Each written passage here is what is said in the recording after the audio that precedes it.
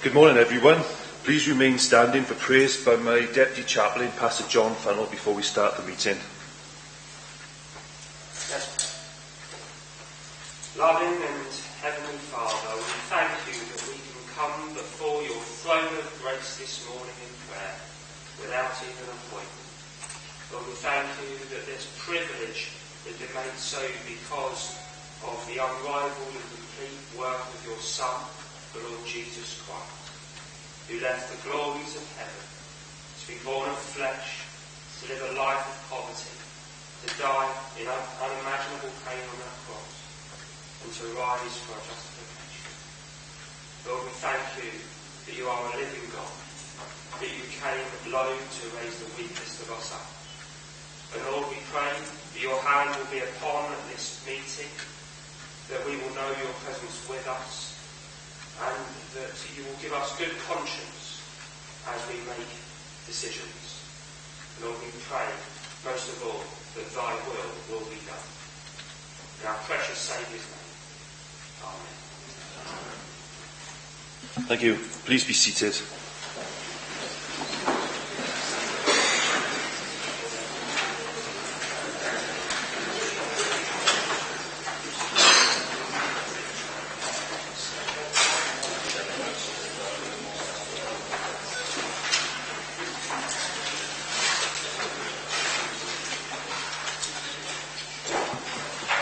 Well, I'd like to remind you all that the council meeting is being broadcast live over the internet, so we're all on camera. Be aware that you may be visible on screen when people around you are speaking. There's no need for members to stand. Cameras are focused on people sitting down, and remember to speak clearly into your microphones, please. I'd like to welcome everyone at the meeting today, councillors, officers, members of the press and public, and 2 reps of the Wales Audit Office. Anyone else attending and people watching via the internet, please can all mobiles and other noisy devices please be put on silence. If there's an emergency alarm, follow the green signs and go to the ground floor of the Civic Centre. If you have any motions or amendments during the meeting, I will need them to be clear, please, before we go to the vote. Item 1 on the agenda, the attendance register is going around. Can all members please sign it and send it on? We go straight now into item 2. Lead Officer Richard Gunnell, can we have any apologies, please? Yes, thank you, Mr. Mayor. We have apologies from Councillor Pam Cameron, Councillor Steve Brooks, Councillor Kelvin Harnett, Councillor Alan Jones, Councillor Alan Furzer and Councillor Keith James. Thank you. Members, if you've got any other apologies, put forward, please. Councillor Len Constance. Thank you, members. We'll go on to item 3, declarations of interest. Deputy Monitor Officer, do you have any advice for members, please? Thank you, Mr. Mayor. Members will have an interest in relation to the agenda item regarding independent remuneration panel for Wales draft annual report. That report relates to members' allowances. All members will have a personal interest as they receive allowances, but the interest will not be prejudicial as there is an exemption for this in the code. So if all members could just say agreed. There's 2 other interests. One from Councillor Rees. I understand you've got a personal interest in relation to a petition that's being sponsored by you and presented by Mr. Paul Gray, who's a tenant of property partly owned by you. That's correct. Thank you. And then Councillor Gwynaira Clark has a personal interest in relation to a petition you're presenting, Councillor Clark, and that's the interest is as a council-appointed governor of Garnteg School and Brinteg Nursery School. Thank you.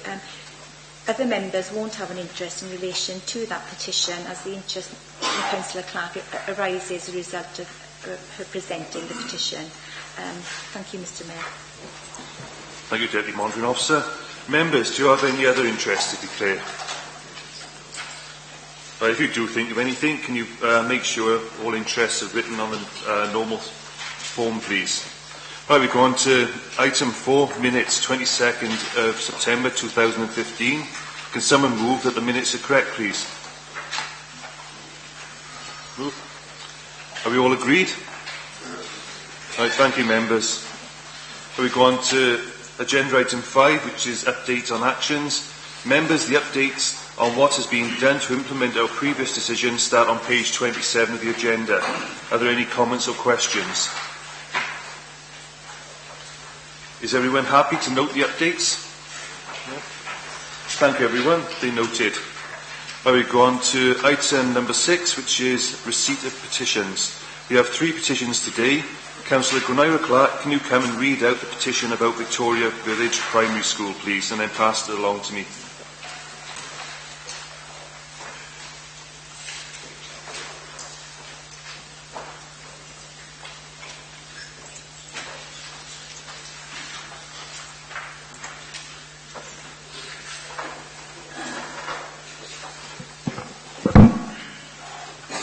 Mr Mayor, I present a petition to you on behalf of the children, parents, carers and supporters who are against the proposed closure of Wintec Nursery School and Victoria Village School Upper Second.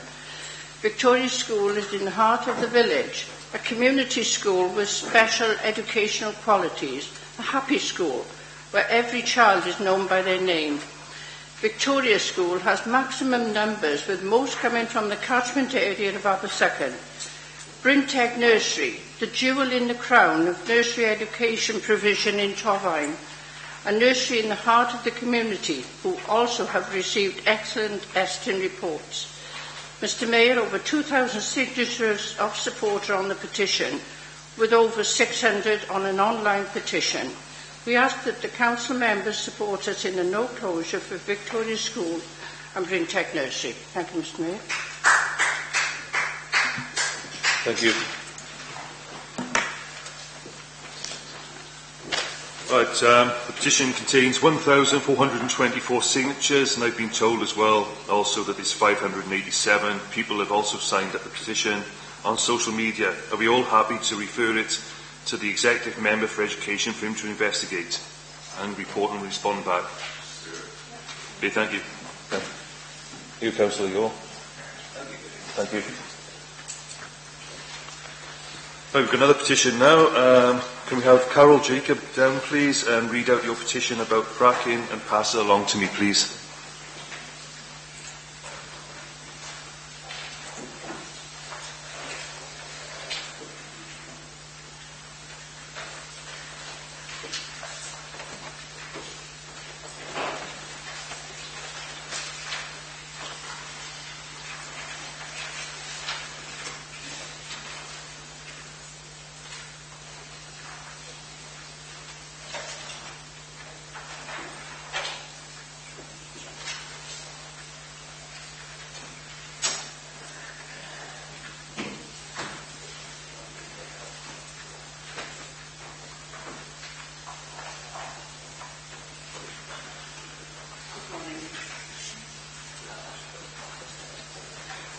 Good morning. I have a petition addressed to Councillor Wellington as leader of the council. Greetings.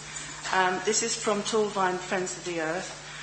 We urge you to say no to fracking in Torfaen due to the potential problems associated with the process, including water contamination, air pollution, health problems, increased lorry traffic, decreased house prices and increased climate change emissions. We ask please declare Torfaen as a frack-free local authority. This is signed by 395 residents with a letter of support from our MP, Mr Nick Thomas Simmons, and I have had an email support from Lynn Neagle, our AM, who did in fact say she was going to write, but I haven't got a copy of that. Thank you.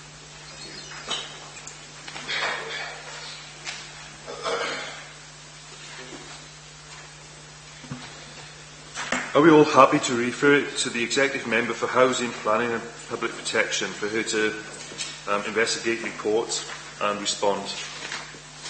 Yeah?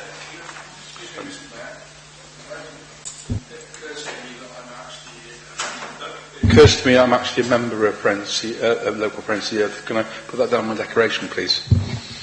Thank you. Is that okay? Okay. Right. Councillor Clark?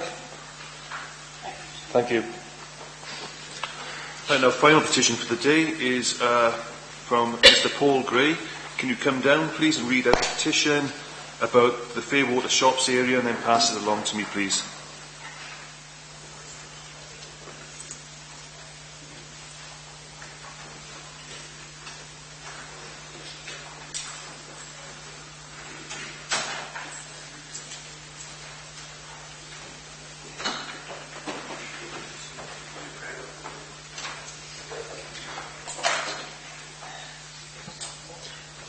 Hello, Mr Mayor. We have a petition here from the friends and the residents and the users of Fairwater Shops.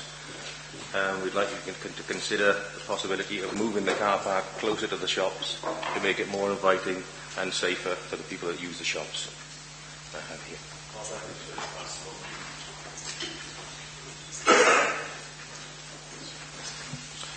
Well, this petition contains 401 signatures. Are we happy to refer it to the Executive Member for Neighbourhoods and for him to investigate, respond and report back? Yeah. Okay. Thank you. Thank you, Councillor Cunningham.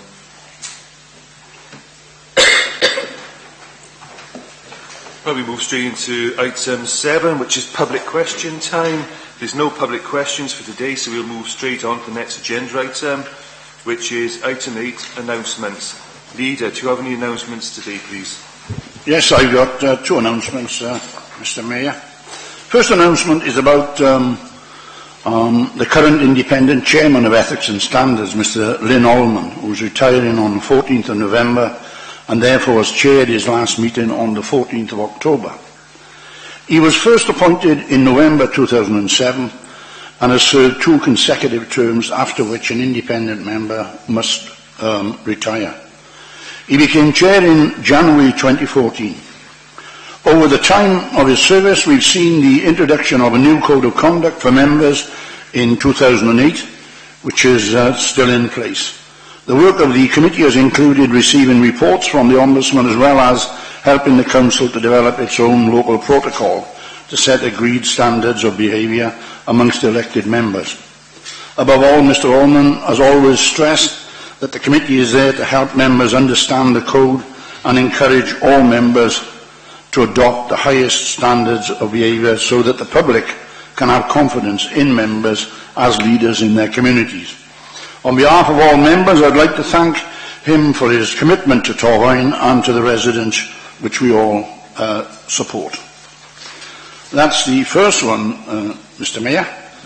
The second one, Mr Mayor, is about, I want to make a statement about Urban Buzz, which I know has got the support of the vast members in Torfaen, although there are 1 or 2 that in particular have made points about whether it's worthwhile or not. Anyway, the Council and partners, Bronabon, Community's First, Cumbra'n Shopping, the Lantana Arts Grain Centre, are currently part of a national competition run by Kew Gardens and the Big Lottery Fund to win $120,000 to create wildflower trails and art installations in Cumbra'n Town Centre. Cumbra'n Urban Buzz will take people on a trail between Northville and Southville areas of the town, telling the story of the transformation from a rural farmland environment to a thriving community and town centre. Cumbra'n Centre for Young People and other volunteers working with Maindy School are using art to interpret the project. This really is an exercise of joining the communities with nature together.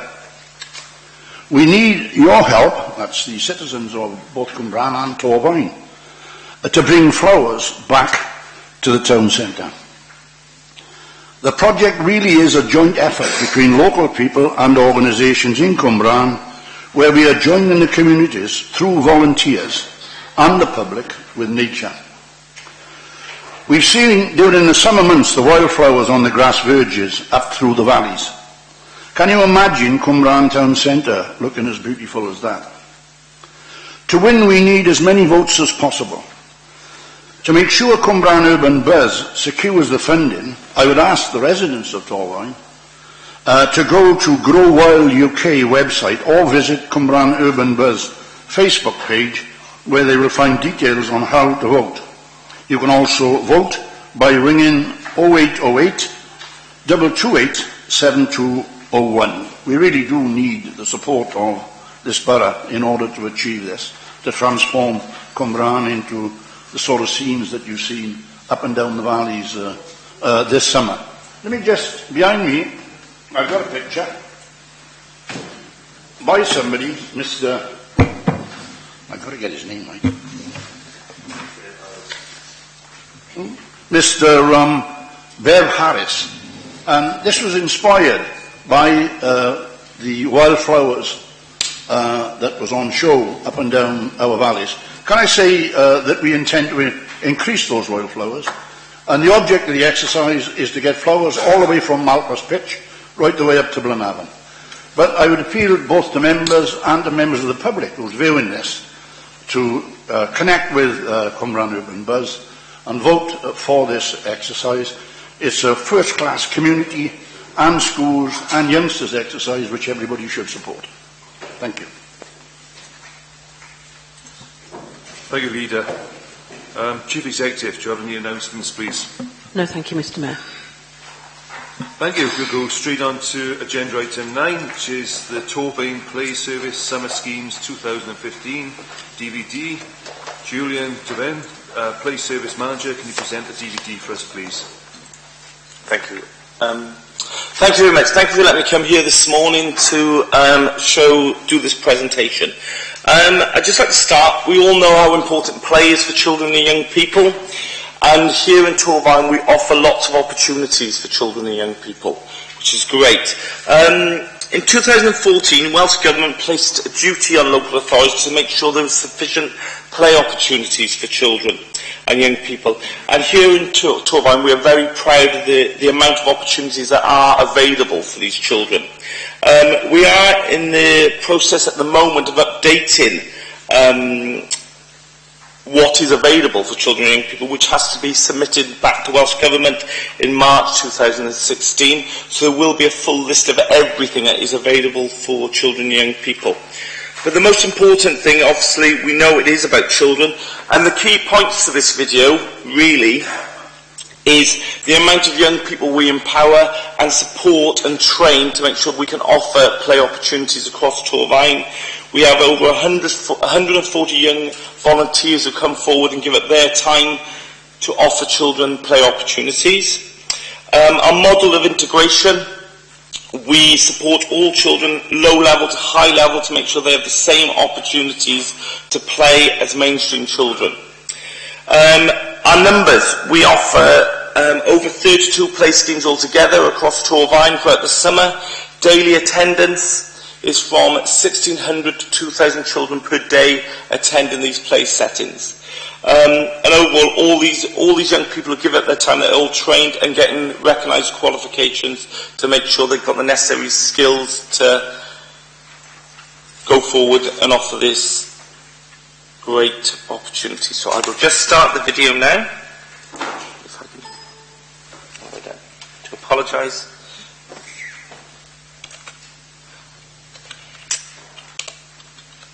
So I hope you enjoy the video, and it shows exactly what was out there for this summer.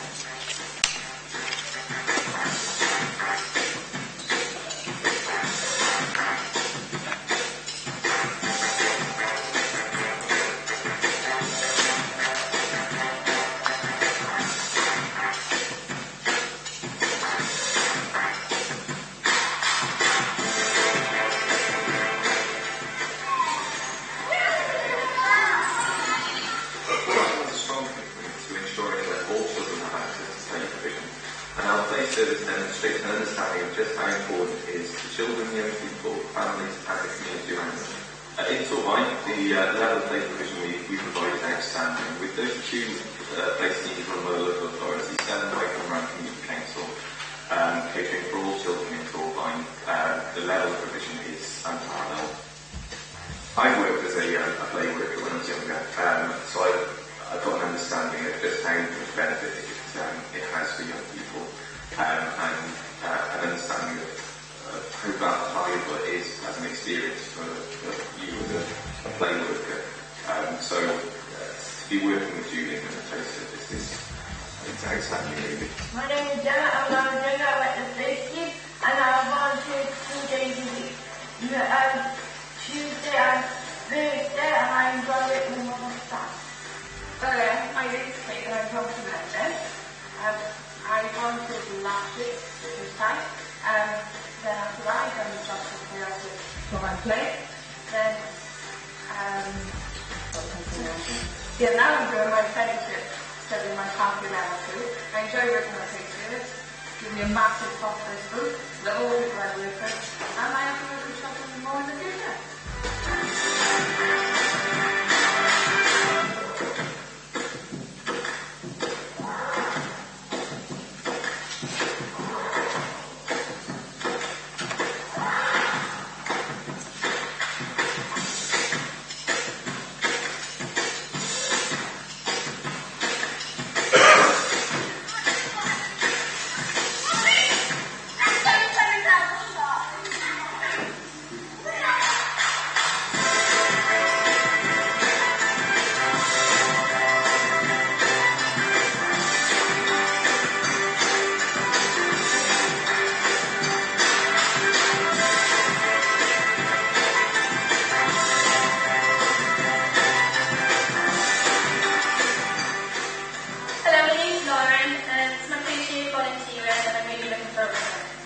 Hello, my name is Owen, and I've been listening for 2 years, and I'm really enjoying it.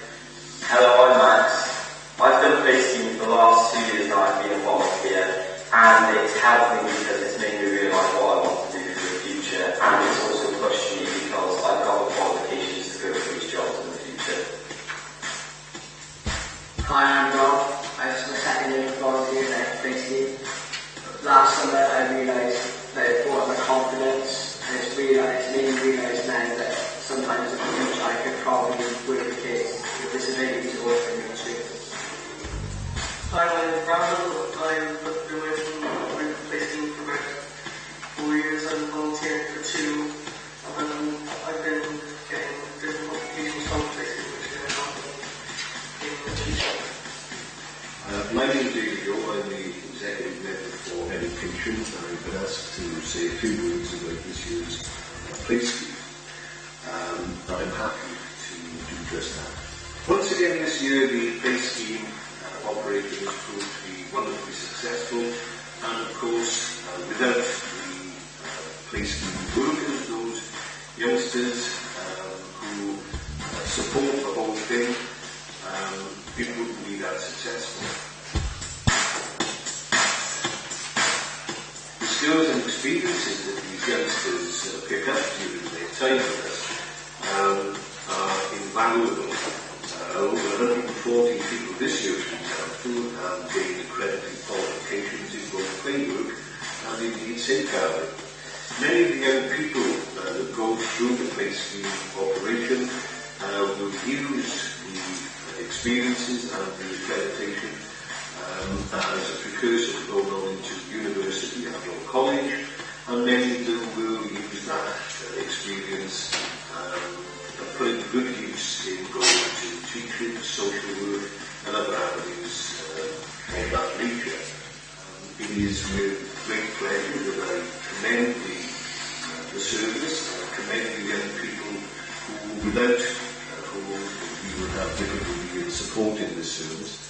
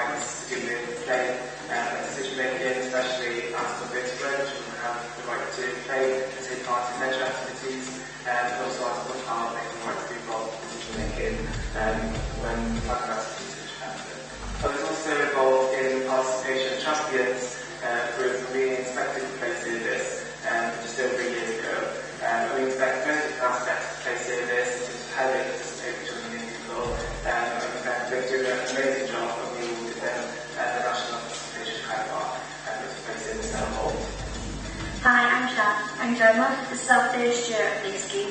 I just qualified as a newly qualified teacher, so coming to Play Scheme has developed my understanding and strategies with special educational needs and disabled children. And I'm in NSA secondary school, working with children with special needs, and coming to Play Scheme has kind of changed the way I think, because I've been working with children with more complex disabilities. And because of that, I'm thinking of changing my career into working with those children with severe needs, and I would love to do something like that in the future. Hi, my name is Keith Woodford. I'm the Deputy Chief Officer in Social Care and Housing. I've been involved with Children's Services in Torvine now for about 14 years. I've been involved with the development Play Scheme with Julian, and I'm very pleased that the Play Scheme has been able to integrate children with all levels of disability into a mainstream service. I think it's a fantastic opportunity for children, and it gives parents a respite during all this long summer holidays. Hello, this is Ben. I just wanted to stand up for Play Scheme, taking all the buildings inside, and he goes to speak on the Play Scheme for a long time now. You okay, Ben? Yeah, you enjoy coming here? Yeah, what do I think about that? Why come here? Do that here? Okay.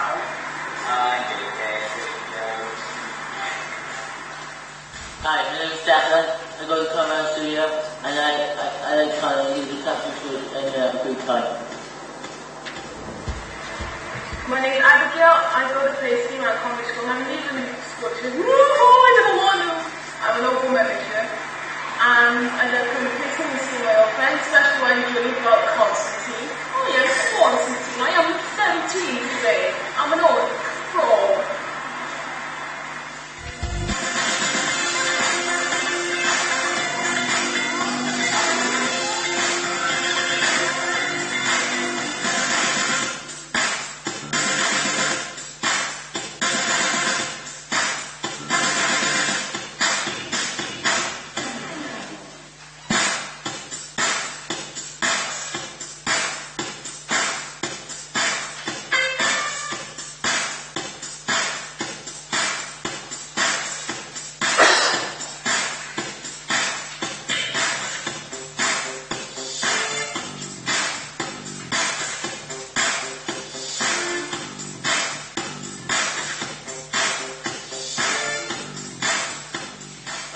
You've got Play Scheme yet, yeah?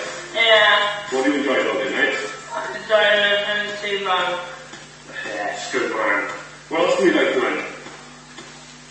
I like doing swimming. You like to swim in? What did you do yesterday? What did you like doing yesterday? I like to dodgeball. Yes. We're getting more involved. Ben's got Down syndrome, autism and severe learning difficulties. He's been coming to the Play Scheme for years, been known to the service.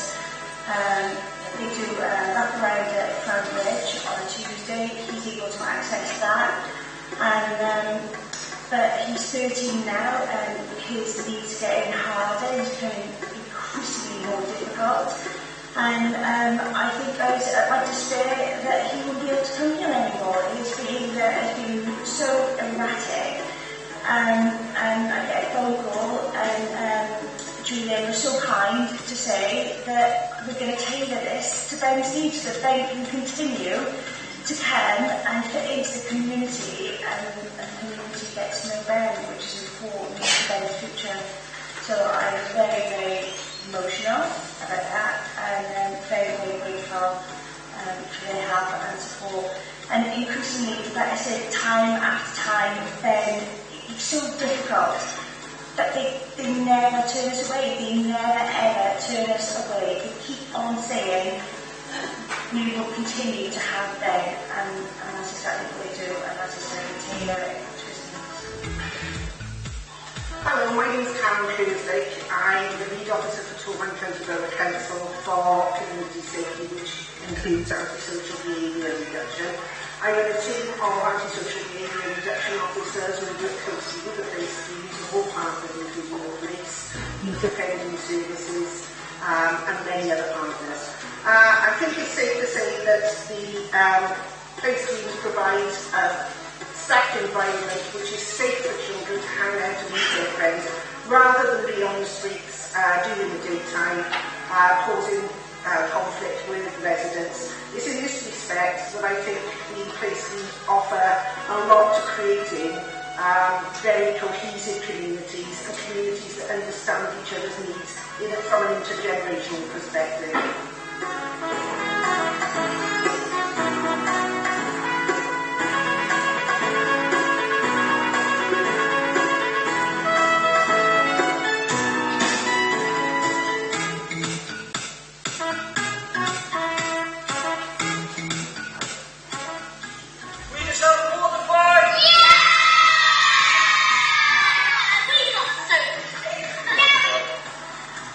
Now, as stated, Lloyd, I'm going to be ready to try how to inquire on to try to find out my body. My son is after the plan to find Mark. That's why you're going to Mark.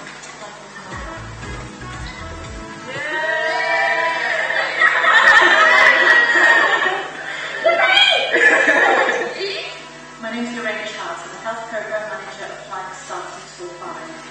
As most of you will be aware, we have an epidemic of obesity within Wales. And particularly within School 5. And we need to tackle this right from the start.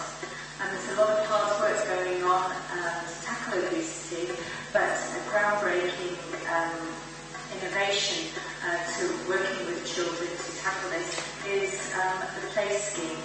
In fact, children need to learn to eat better, etc. They're dependent on their parents for this. But as regards the Play Scheme, they're able to do this on their own.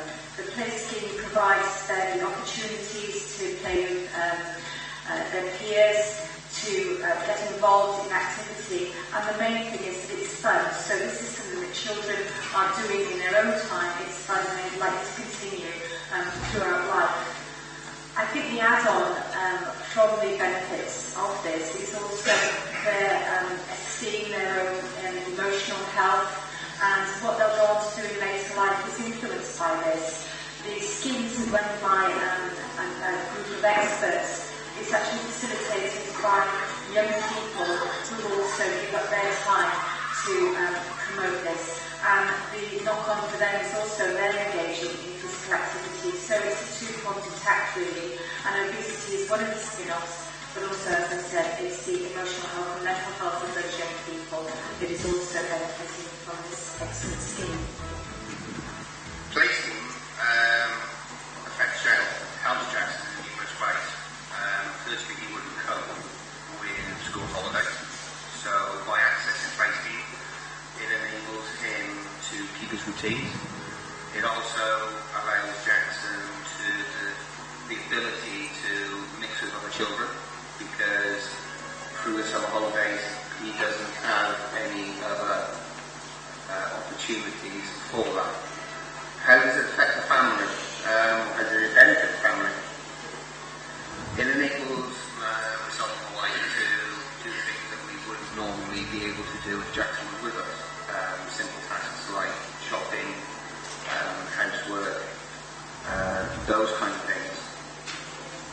With Play Scheme, with Jackson being there, it gives us more time to prepare, to do the housework. We normally have to prepare for when he comes home. And ultimately, it gives me and my wife a little bit of a break from constantly caring for him. Hi, this is Heidi Shearer Play Scheme and the Shared Executive Advisor. At the Pontymoor Island and Tranch, we have decided to theme our weeks. This week is Eco World. So we're looking at recycling and using objects around our house and outdoors. So yesterday we did kite making. Today we are building robots to have a competition, and tomorrow we're doing day building. This is a robot! Hello, my name is Mrs. Jenkins. These are my two daughters. They've been going to Play Scheme all summer, and so it's a great opportunity for them to play with their friends. We live quite far away from the school. We live by a very busy road, so it's nice that they're in a safe environment and it's manned by some excellent supervision for them to be safe all through the summer. Right, so it's great to be programmed to play game and celebrating the right to play. So many play advocates here reminding us about why play is important, and Torvine, as a council, taking seriously the duty that's been placed on them by Welsh Government to assess and secure play sufficiency. We all know how important play is to children. They tell us all the time. But as adults, it's very important for us to make sure that we're fostering environments that support children to have enough time, permission, space to play. Once again, this summer has been a tremendous success, and I would like to finish by thanking everybody that has contributed to this success, and look forward to next year.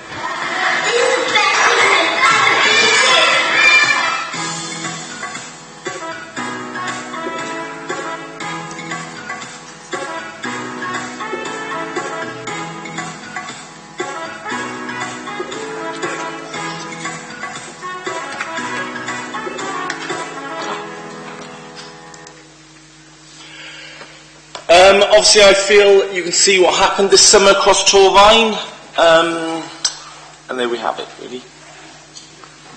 Thank you.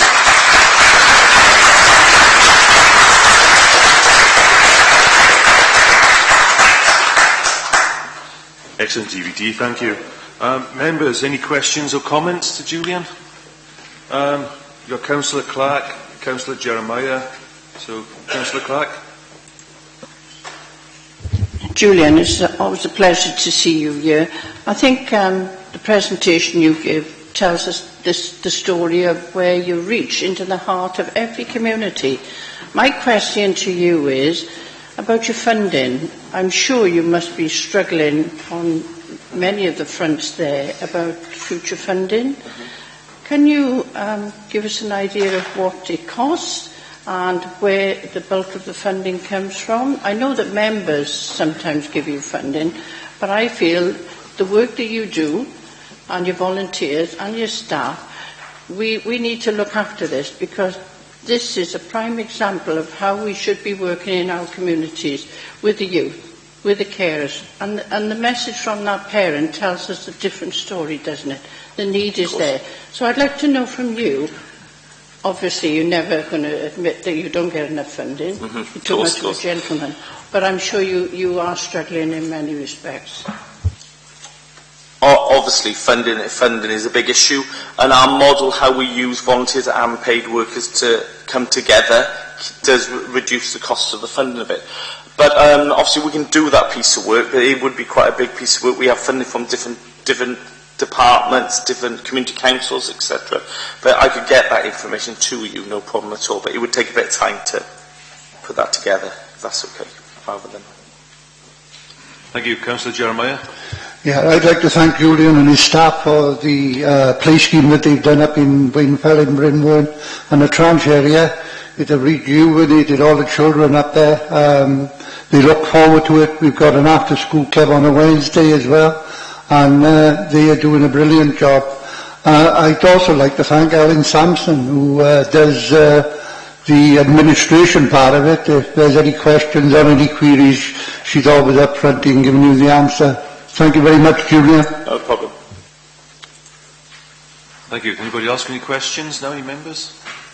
No? Well, thank you, Julian. Thanks. That's great.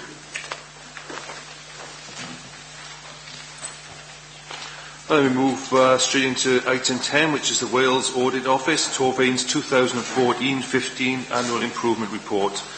Non Jenkins, Wales Audit Office, can you present your report, please?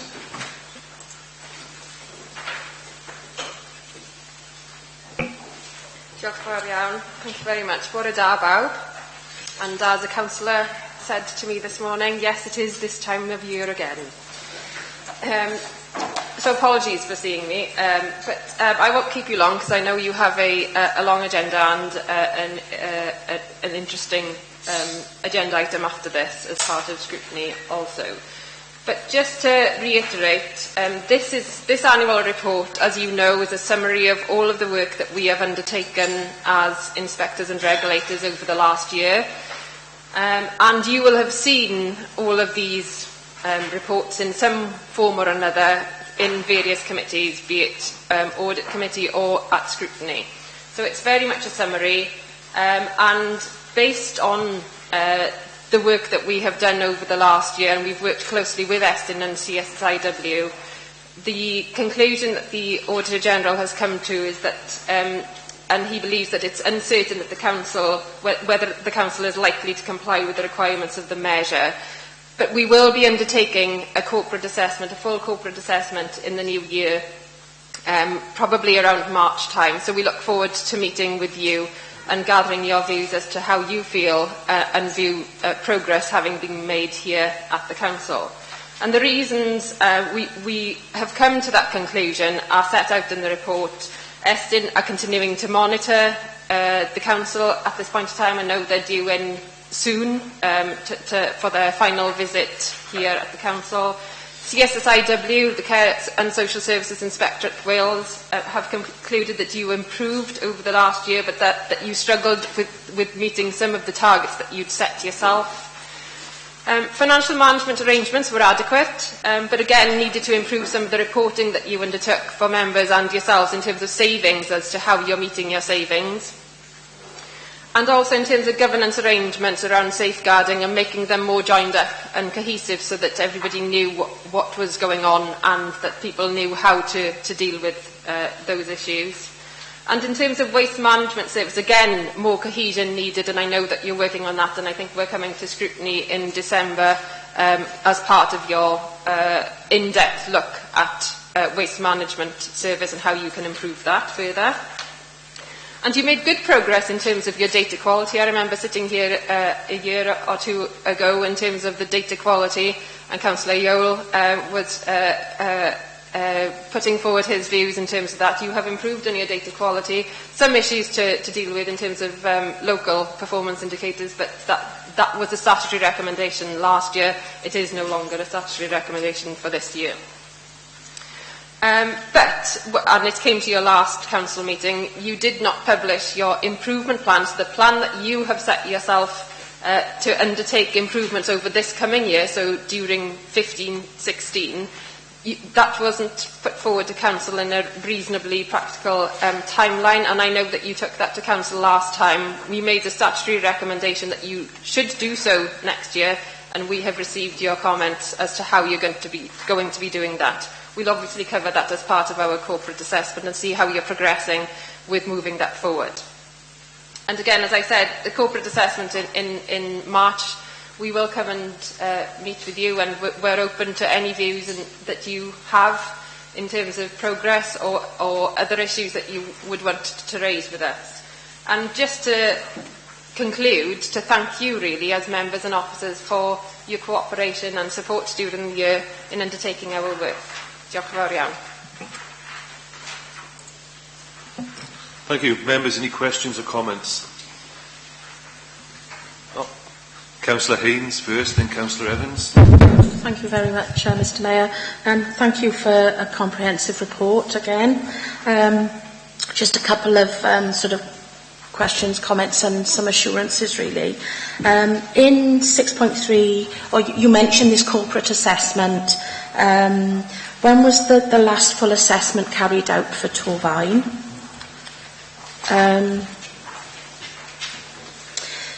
Page 42, fourth bullet point down, the Council's government's arrangements to support the safeguarding of children lack cohesion, accountability. Really just looking for assurance that that this has been addressed since.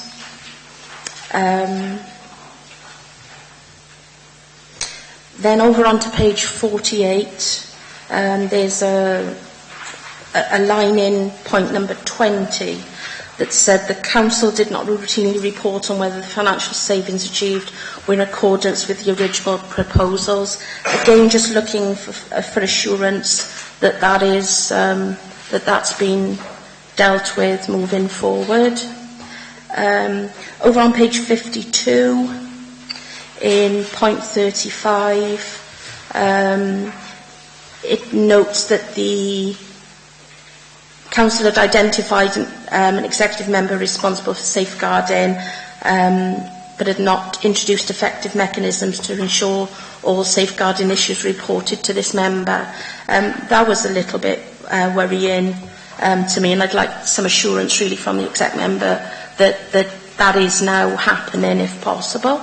And my very last one is over on page 56, point 54. This improvement had moved the council from being amongst the worst in Wales to being amongst the best in Wales, and I wanted to highlight that positive because of course that needs recognising. Thank you very much. Mr. Clark. Can I just come back on the safeguarding? You said you wanted reassurance from the executive member. In terms of mechanism, there wasn't a specific formulated way of doing it. It is part of the briefing I get from the head of Children's Services, who is now the Deputy Chief Officer.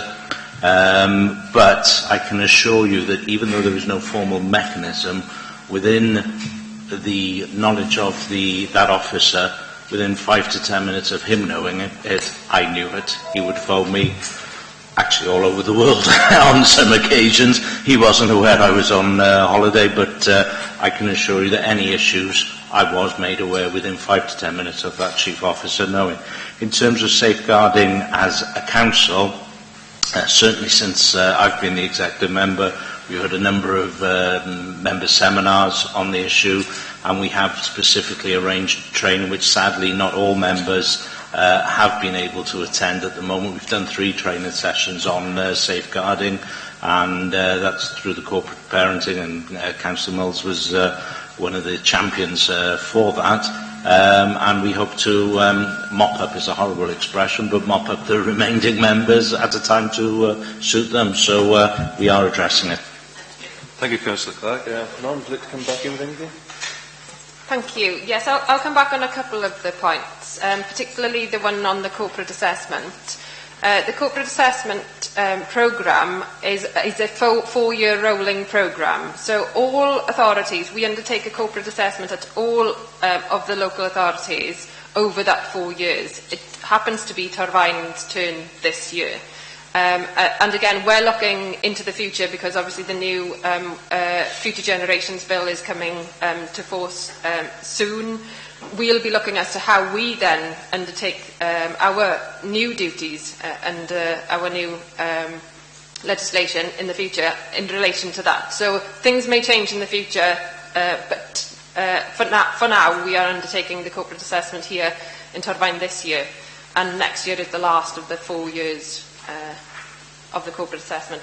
In terms of finance, your question on finance and monitoring savings, I'm led to believe that you are addressing this at this point in time. I'm not sure if a cabinet member or an officer wants to come in further on that, but I understand that that is being addressed and dealt with. Was there anything else particular? Thank you. I've got Councillor Evans next, then Councillor Hunt. Thank you, Mr. Mayor. Lots of the questions that I was going to ask has been asked by my ward colleague, behind me, but I am particularly concerned about the aspect with the safeguarding. Richard's answered some of that, but it does cause me great concern to think that 52% of the survey respondents wasn't aware of the child protection issues and who to go to, so that does concern me, and I'm glad to hear that we are going the right way to putting that right in the future. Thank you. Thank you, Councillor Hunt. I'd just like to thank the Welsh Court Office for the constructive points made about our performance data and use of that, and that's something that we've been keen to address over the last year. Also, the constructive points made about the financing situation with resources and a number of the points that are made in this report are something that we've worked on looking at this budget coming up and the medium-term financial review. One thing that's worth pointing out at this point is that a couple of our Nigel Ilias and Dave Lilly from our Resources Directorate are currently at a Welsh Audit Office event about good practice and faster closure of local government accounts. So that shows that that's something in this council that we're at the sort of cutting edge of and sharing our good practice on. Thank you, Councillor Hunt. Any members got any other questions? No, before I move on? No? Right, the recommendations are on page 34 of your agenda. Can I have a show of hands, please? 4.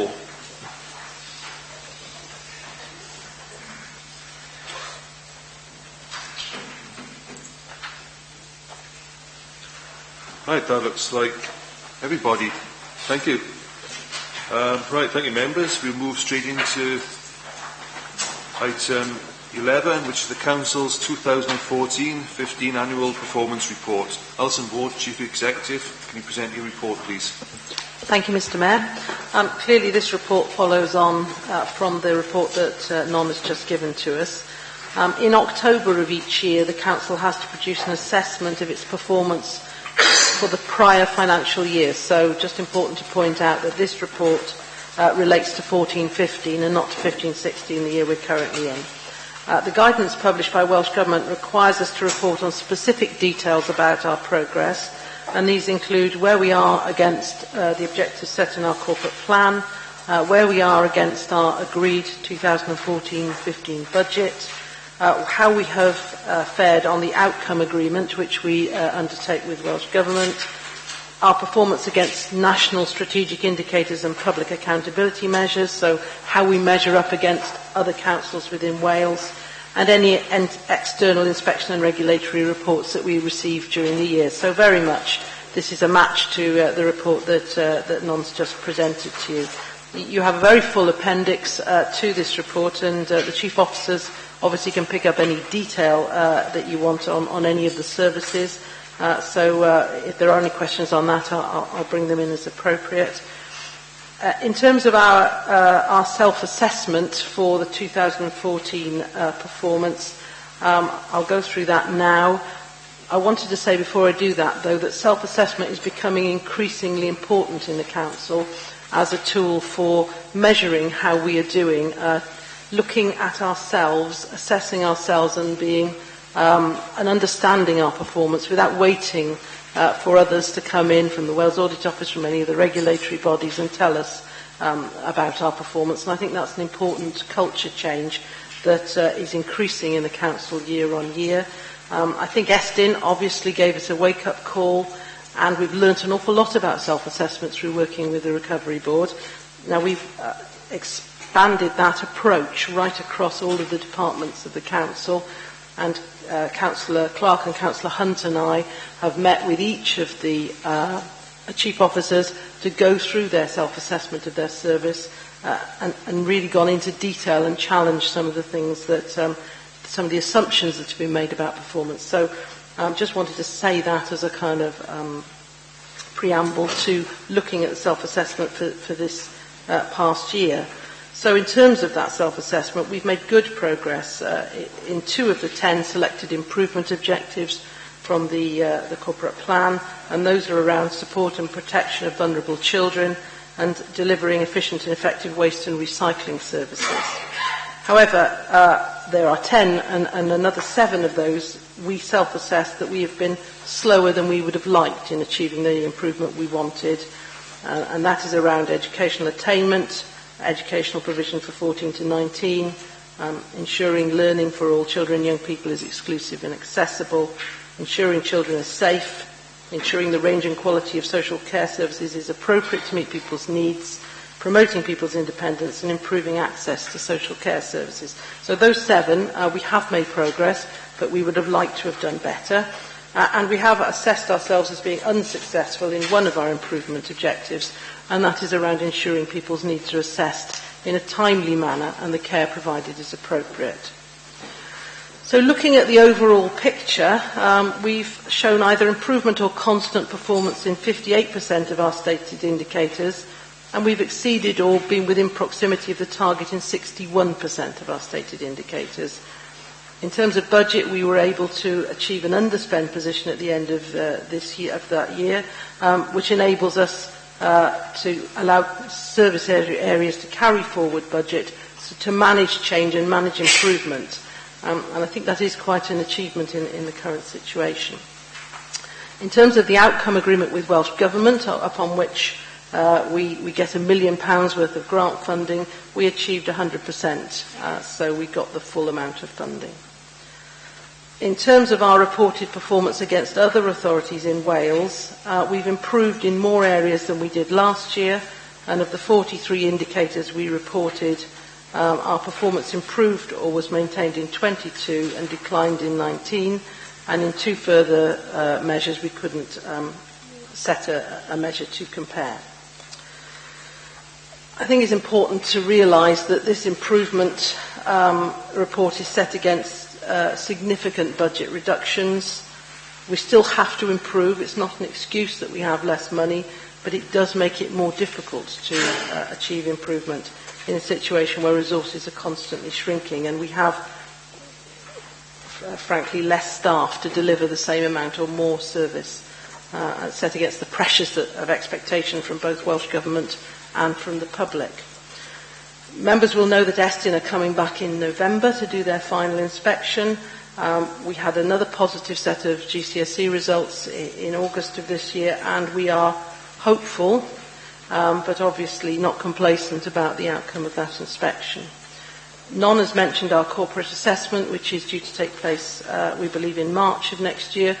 And that really will be the Wales Audit Office coming in with a large team for a couple of weeks and really turning us inside out and upside down and looking at every aspect of our governance and our corporate performance work. So it will be very thorough, and I'm sure that whatever comes out of that will give members a very clear picture of where we are and whether there, and as I'm sure there will be, where we need still to improve. We will have a new corporate plan at the beginning of April, because our current one runs out at the end of March. I've already had a number of conversations with members on the Cabinet and said we must cut down the number of priorities because we just don't have the resources even to fund the current priorities that we have. So it's going to be a very difficult process for all members of Council to take some key decisions about which things we're going to prioritise and which we're not. And of course, if we don't prioritise things, then we can't necessarily assume that performance will continue to improve in those areas where we haven't prioritised. Just to reassure members that this improvement report went through joint scrutiny on the 15th of July, and members of the scrutiny committee made a number of recommendations about how we might improve the reporting of the performance, and all of those are being taken into account and acted upon.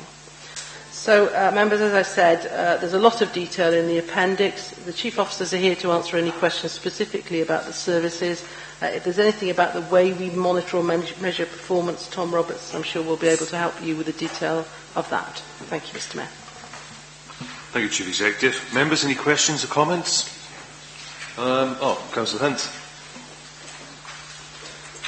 I'd like to thank the Chief Executive for that. 2 comments, really. The first one, she mentioned the sessions that we had with Chief Officers and Cabinet members. They were quite rigorous and honest and frank debates, and I think that's something that's going to be beneficial going forward to how we look to try and continually improve.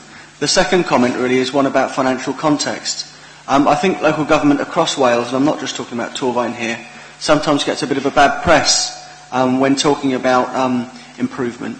But I think it's quite remarkable. Any other section of government that had managed to improve as much as local government has done in recent years, despite a relentlessly negative financial context, would be rightly congratulated. I think there have been some reports coming out from sort of other parts of the world suggesting that local government across England and Wales is now one of the most efficient branches of governance, thanks to the unfortunate situation that we find ourselves in. And I really think that we shouldn't lose sight of either of the 2 sides of that coin, really. One is, yes, we have to be relentless in not excusing poor performance and in driving through improvement. But on the other hand, we also have to give recognition to the extremely tight financial circumstances that officers are working in as they try and deliver local services to the people we represent. Okay, thank you, Councillor Hunt. Anybody else got any questions? No? Okay then, thank you. The recommendation is on page 87 of your agenda. The Council approves the 2014-15 Annual Performance Report attached at Appendix 1 to the report. May I have a show of hands, please?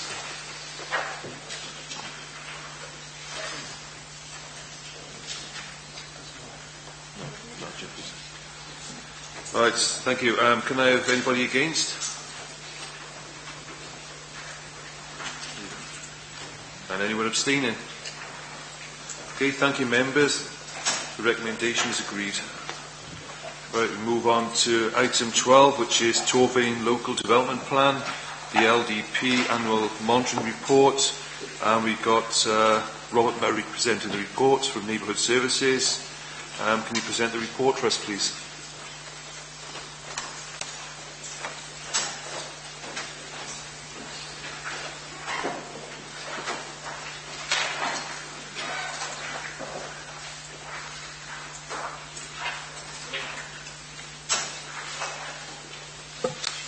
Thank you, Mr. Mayor. In presenting the report to you today, I'd first like to detail a number of erratum, not within the covering report itself, but within the Council draft annual monitoring reports, which is included as Appendix A. That's on pages between pages 197 and 253 of the agenda. On page 19 of the appendix, or page 215 of the agenda, it's a deletion of some text there, lines 4 to 8, but under Regulation 13A and Part 4A, delete from as it is considered, that policy M3, all the way to necessary on line 8. And then also a deletion of the final sentence of that bullet point, starting on line 10, and delete from otherwise through to application is approved. That's on page 19. On page 39, which is 235 of the agenda, this is in section 4.8, and the deletion is from line 14 of 4.8 there, which is after selective review of this part of the LDP, delete from as it is considered, all the way through to no longer necessary on line 18, and then deletion on line 20, the last lines on the page, line 20-21, delete otherwise time and resources may be wasted if the application is approved, that final sentence there.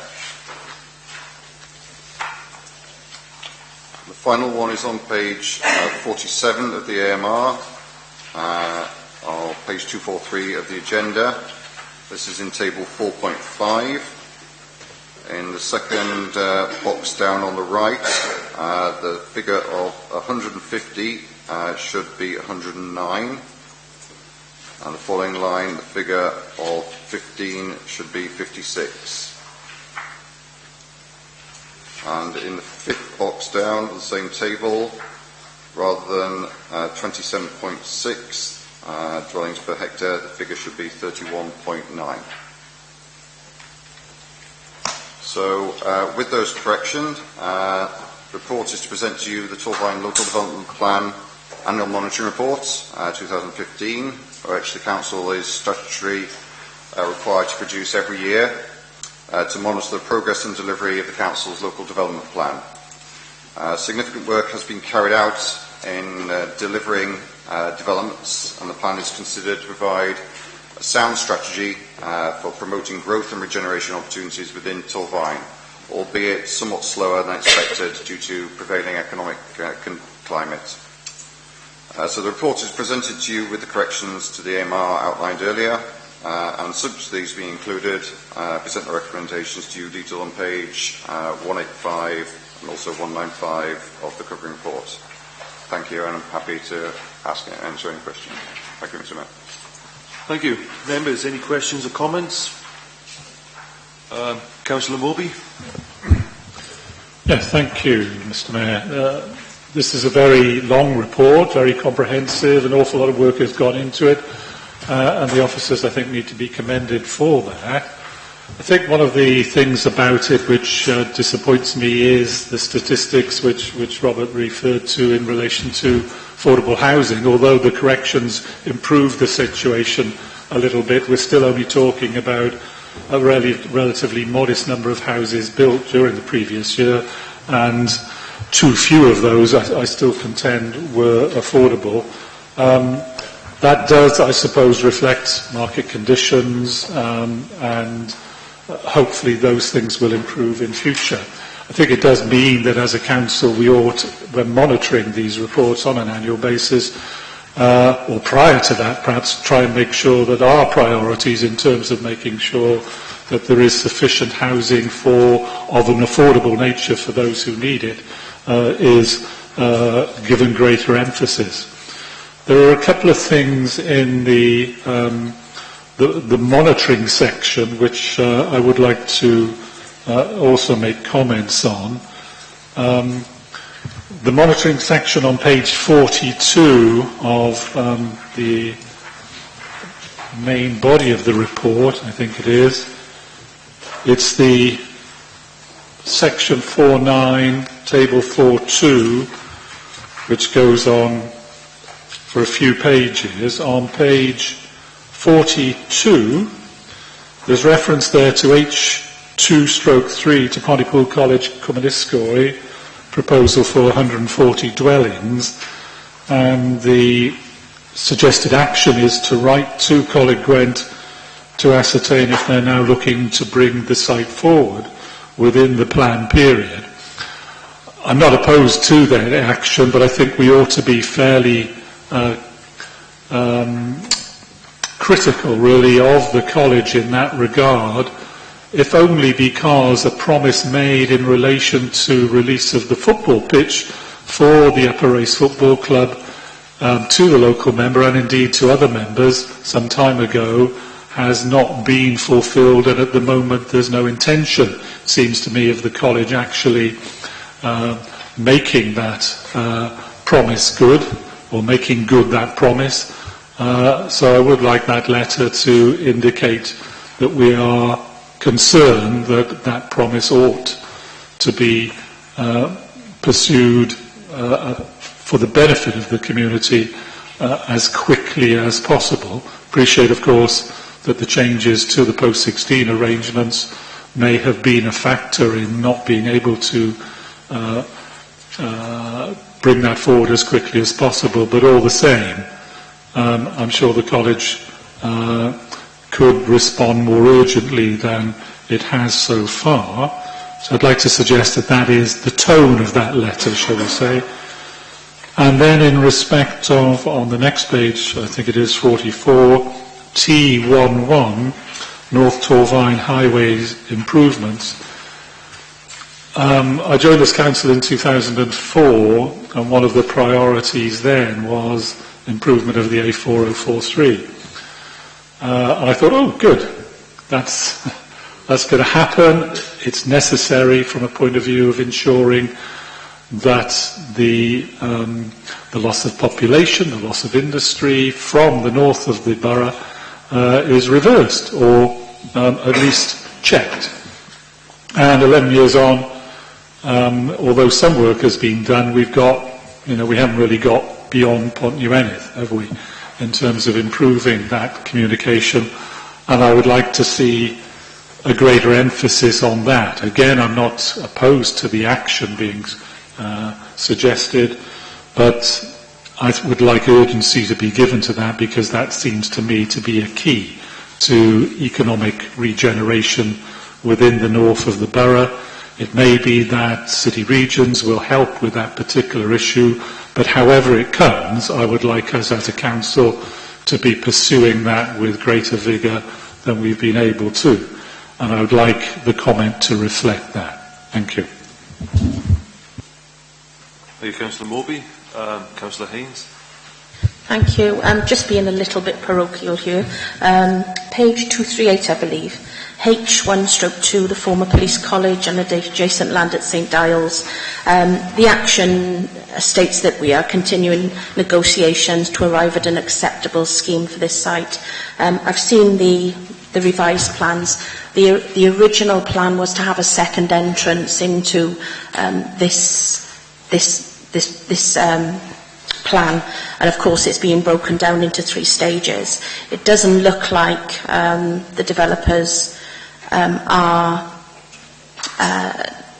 going to supply that second entrance off Springvale, and really my plea is that while we are continuing to negotiate, can we look at sort of retaining that second access, because the impact on both residents of St Dales, Green Meadow and further afield is going to be it's going to make Green Meadow Way quite difficult. So just please, can we look into that? And apologies for being a little bit parochial here. Yes, to respond to that. Obviously a report will be presented in relation to that application, and obviously I can pass the comments on in relation to the negotiations with the developer to a development and management side to ensure that those are put in there. Obviously that issue will obviously be dealt with in any report which is presented to the council as to the results of those negotiations and whether that was possible to secure that as part of the proposals on that site. Thank you. Next, we've got Councillor Ashley and Councillor Barnett. Councillor Evans just put his hand up afterwards then.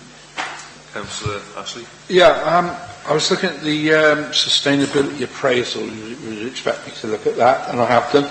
I did read this several times the other day, and I take the point mentioned in the report that obviously you're not going to be going down the line of looking at looking at the Wellbeing Act, but obviously a lot of us have been on training on this, and this whole appraisal bit, bearing in mind this is the first stab at this thing, is work in progress, and it quite honestly reflects that. When are you going to be updating this regularly? Because there's some aspects to this, and obviously we've been out on various things and looked at it, things like renewable energy, biodiversity, etc., and efficient land. It's quite interesting, reading this, and obviously it gives us as members some useful insight into your processes. I'd like you to reflect on that if you could, please. Thank you, Councillor Ashley. Okay, thank you. Yes. As this is an annual monitoring report, so we will be presenting kind of each year basically on how the plan is progressing to both the LDP objectives and sustainability objectives. And obviously, as part of that, if it feels that the plan is not achieving those objectives, then obviously this is the kind of forum where we can identify that and put actions in place. And I say the annual monitoring report is not just reporting these things, it's actually identifying where we feel that there is actions which are needed to ensure the plan is kept on track. Those are identified through the annual monitoring report, and then action for the following year to hopefully address those issues to report back to you next year. And obviously, with that as well, over a 4-year period, will be a review of the plan to assess kind of those things fully. But as I say, at the present time, this is the first one we've done, so we find out what trends are by doing more annual monitoring reports. But as I say, generally speaking, we believe that the strategy is on course, sites and developments are coming forward, and the sustainability objectives are generally being met. There's no negatives in there. And hopefully we can improve the positives through the life of the plan. Thank you. Thank you. Councillor Barnett and Councillor Evans, please. Thank you, Mr Mayor. A question and a comment on page 209, 3.34, the Historic Environment Wales Bill. I was delighted to see the broad outlines of this bill, and hopefully it will reach the statute book in 2016. In particular, I'm sure every member here will be pleased to know that there's going to be improvements to the existing system for the protection and sustainable management of Welsh historic environment. And there are certain parts of our valley, Blenavon for example, where we are very keen for that to happen. But I'm also interested in the fact that it's going to provide for a statutory register of Wales historic parks and gardens, and Pontypool Park springs to mind there. My question is, and I totally, will be supporting this bill and obviously making my views known to our AM, is how many areas of Torvine do you think will benefit, A, from the regulations, proposed regulations concerning parks, and then for the historic areas? I'm not expecting an answer today, but perhaps we could have one supplied by email. Yes, well, we work closely with our colleagues in the Regeneration and Conservation section with that. There is there is a register of parks at the moment. Obviously, this is bringing them into the kind of statutory field of that. And so, I say, a significant in relation to the Wales Bill, we work with our conservation colleagues as to what's coming forward in that, ensuring that where the plan takes account of what changes are occurring in the legal field or the bills coming forward. So we don't expect that there will be significant changes to the plan in relation to that. And the plan does provide significant, I think, protection for historic assets, particularly reference to the Blaenavon World Heritage Site through to historic park and gardens, conservation areas, list of buildings, and so on. So those are all taken account of in planning at the current time, and we're keeping check of what is coming through in the historic bill to make sure that the plan, if it needs to be reviewed in the light of what's coming forward in that, is done so. But we don't think there's any significant changes at the moment which affects the current plan that is going forward. Thank you. Thank you. Councillor Evans. Thank you, Mr. Mayor. My concern is regarding H3/1 on the bottom of page 238 in regard to Garnaroo Terrace, Blaenavon, 28 dwellings.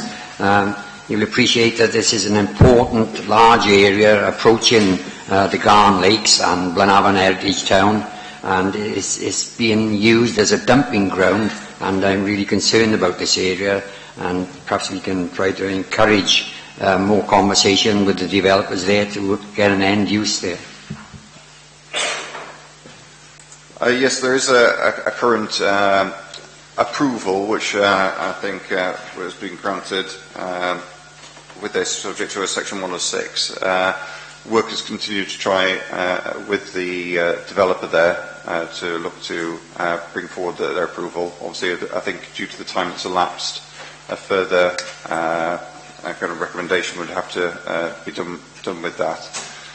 But we'll continue to, it is an allocation in the plan, and we'll continue to try and work with that to try and secure that development comes forward. Thank you. Thank you. Right, we've got Councillor Bevan next and Councillor Taylor. Thank you, Mr. Mayor. I would like to echo some of the concerns raised by my colleague surrounding the sustainability appraisal monitoring matrix that's been put together, and some of the points that have been raised in the report. He's already mentioned renewable energy, but there are other concerns that are highlighted in there, particularly with regard to variety and quality of housing and most efficient use of land. That was concerning then the amount of greenfield sites that we were sort of negative there.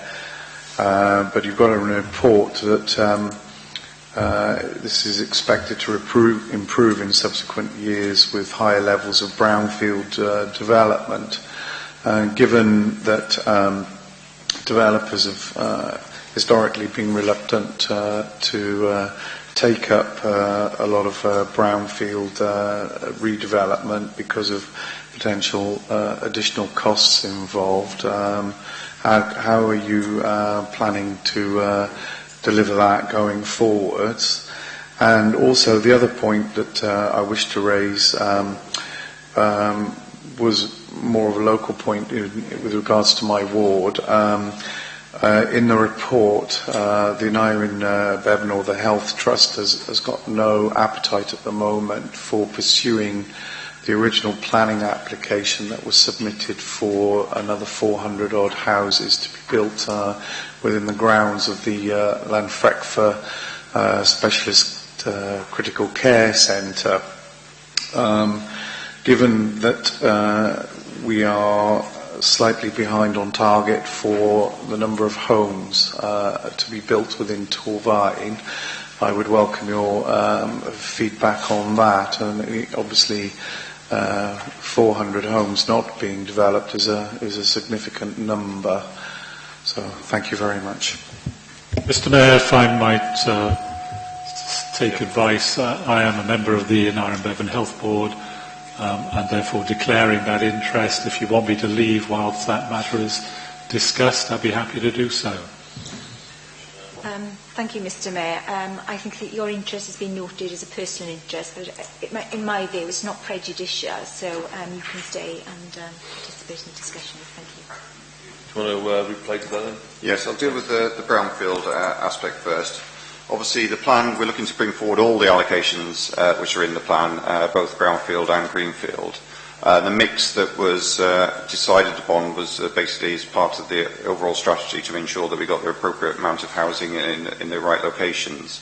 And as I said, that would involve a necessary amount of brownfield and greenfield to also to ensure a number of other objectives in the plan through to delivering affordable housing and other aspects, through making sure these are all viable and deliverable sites. So that's why the mix of the various sites were brought forward.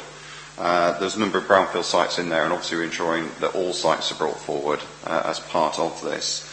And indeed, there's a windfall as allowance as part of the plan as well. So a number of, of sites coming forward, say through the 21st Century School Programme and so on like that, are also being brought forward. So the further brownfield sites can be brought through under that windfall allowance. So we're hoping to work with those to deliver, all the sites within the plan during the plan period.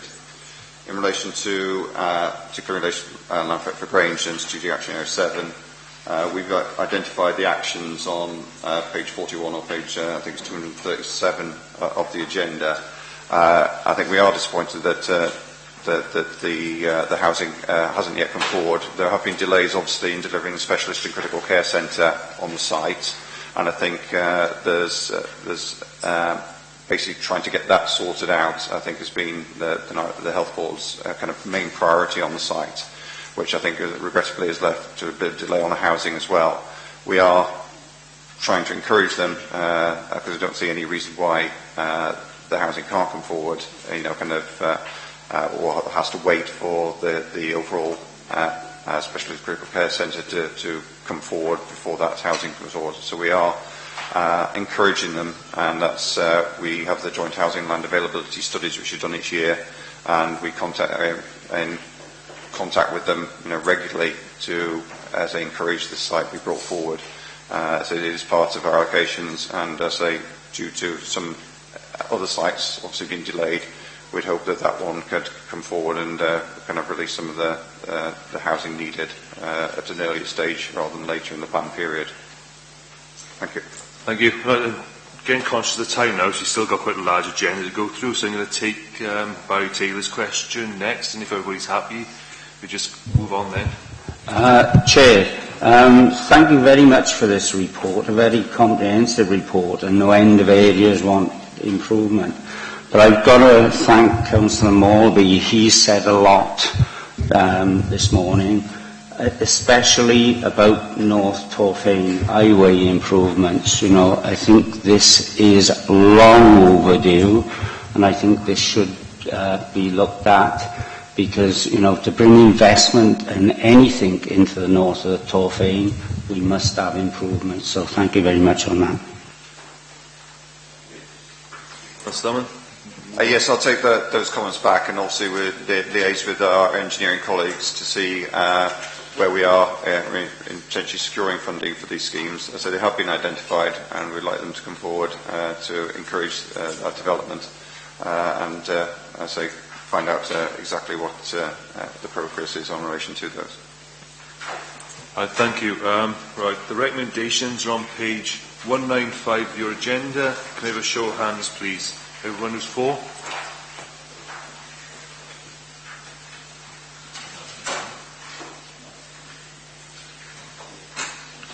Yeah, looks like it's unanimous. Right, thank everybody. The recommendations in the report are agreed. We go straight into item number 13, which is merge of neighbourhood services and planning and public protection. Duncan Smith, Chief Officer, Neighbourhood Services and Planning and Public Protection, can you present your report for us, please?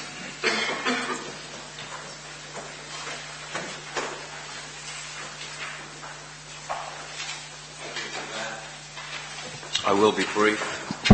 This report is for information. Council agreed in July to the creation of a single Chief Officer post for Neighbourhood Service and Planning and Public Protection, authorised the Chief Executive to make the necessary arrangements, and the Chief Legal and Monitoring Officer to put in place the constitution necessary. That appointment was made on the 6th of October.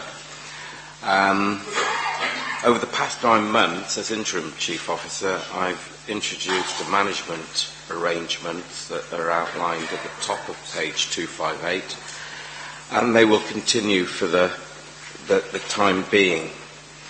Going forward, the peer review action plan is currently being considered, and under 4.2 there are a number of actions there that relate directly to the department and its structure. That really has to be looked at quite closely over the coming months, and that will lead alongside parallel investigations in terms of benefits, efficiencies of bringing the two departments together that could fall out from that, and that will form the basis of a report to you in the new year. So really this is just for information and to let you know what's going on, and if you've got any questions, ask them now. I'm sure you'll email me or phone me if something crops up. So this is merely for information. Thank you, Mr. Mayor. Thank you, Duncan. Members, any questions or comments? Councillor Smith. Yeah, thank you, Mr. Mayor. I just really wanted to say that I think this has been a really quite good example of how we can effect practical, reasonable change in a sensible, organised way. And I think that does bode well for example, looking at the possibilities, further working with neighbouring authorities. I think it's something we can be quite proud of, actually. It may not be sort of, fireworks and dramatic stuff, but this is the kind of good, solid, practical work that we should take a little bit of pride in, I think. Thank you, Councillor Smith. Want to come back with anything on that? No? Hi, Councillor Haynes. Thank you very much. Thank you very much for the report. Just a quick question, really.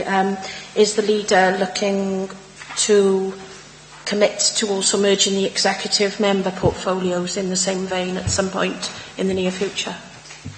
Is the leader looking to reduce the executive members? Sorry, leader.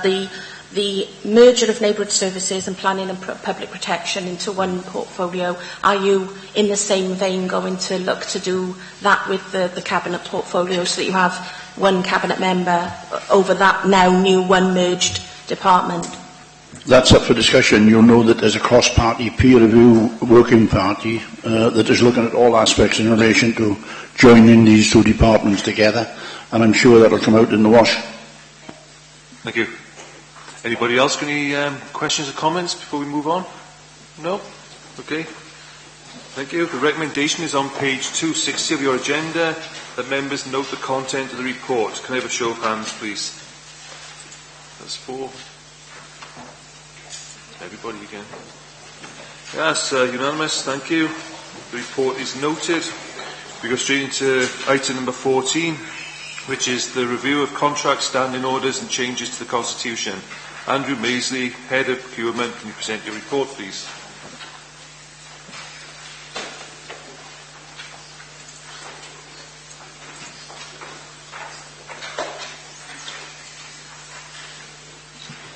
Thank you, Mr. Mayor. The contract standing orders have been reviewed to ensure that they remain up to date and reflect good and efficient practices. Obviously, the existing contract standing orders have been with us for some time now, so it was really need to review where we currently are. The proposed amendments cover 5 main areas.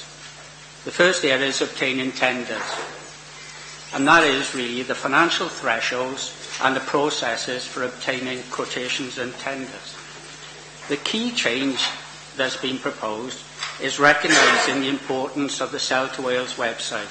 So previously we would have looked to advertise in newspapers and the like, but with the launch of the Welsh Government Sell to Wales website some years ago, we have been using that to advertise our tenders and our opportunities. So really these changes are really just to recognise the importance of that. The acceptance of tenders, that's the second sort of main area. These are the financial thresholds and who can award tenders. When these existing contract standing orders were created back in 1996, the majority of tenders were awarded on the basis of lowest price. And so the concerns really would have been, why were we not going to the lowest price? Hence the reason to take decisions to Cabinet. Where we currently are today is we regularly use what is called most economically advantageous tender, which really is using price and quality. And as we move forward, obviously, into looking at future generations, we need to make use of looking at everything other than price as well. And so really what we need to do is regard most economically advantageous tenders as the same as lowest price. And the way that is done really is when we go out to tender, we put together the exact process of evaluating the tender. And we need to stick with that throughout the evaluation. So really, moving forward, providing we go along with the most economically advantageous, then that should be dealt with as we currently do for lowest price. And only then, if we decide that we can't go to the most economically advantageous for whatever reason, should that be escalated to members. The third point is regarding exemptions.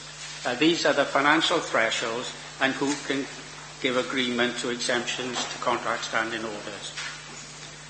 The fourth is e-tendering, and this is currently we have hard copy in sealed envelopes. So that's tenders returned by hard copy in sealed envelopes.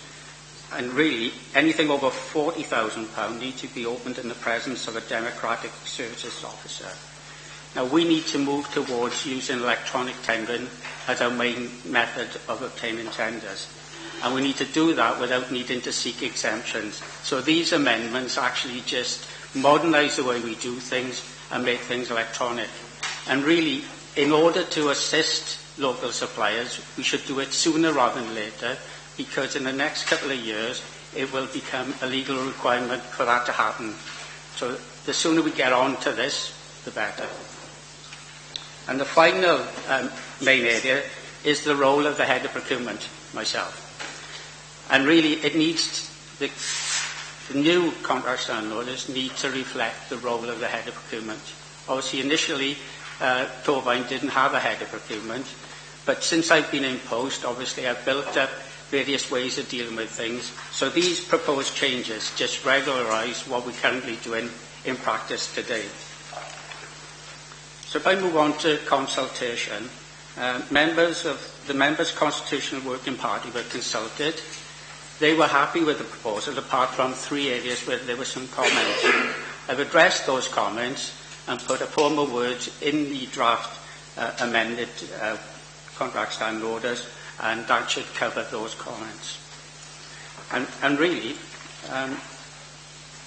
Mr. Mayor, I mean, that's it really. I'm prepared to obviously answer any questions. Thank you, Andrew. Members, any questions or comments? Councillor? Thank you, Mr. Mayor. Thank you, Andrew, for that report. It's nice to hear that.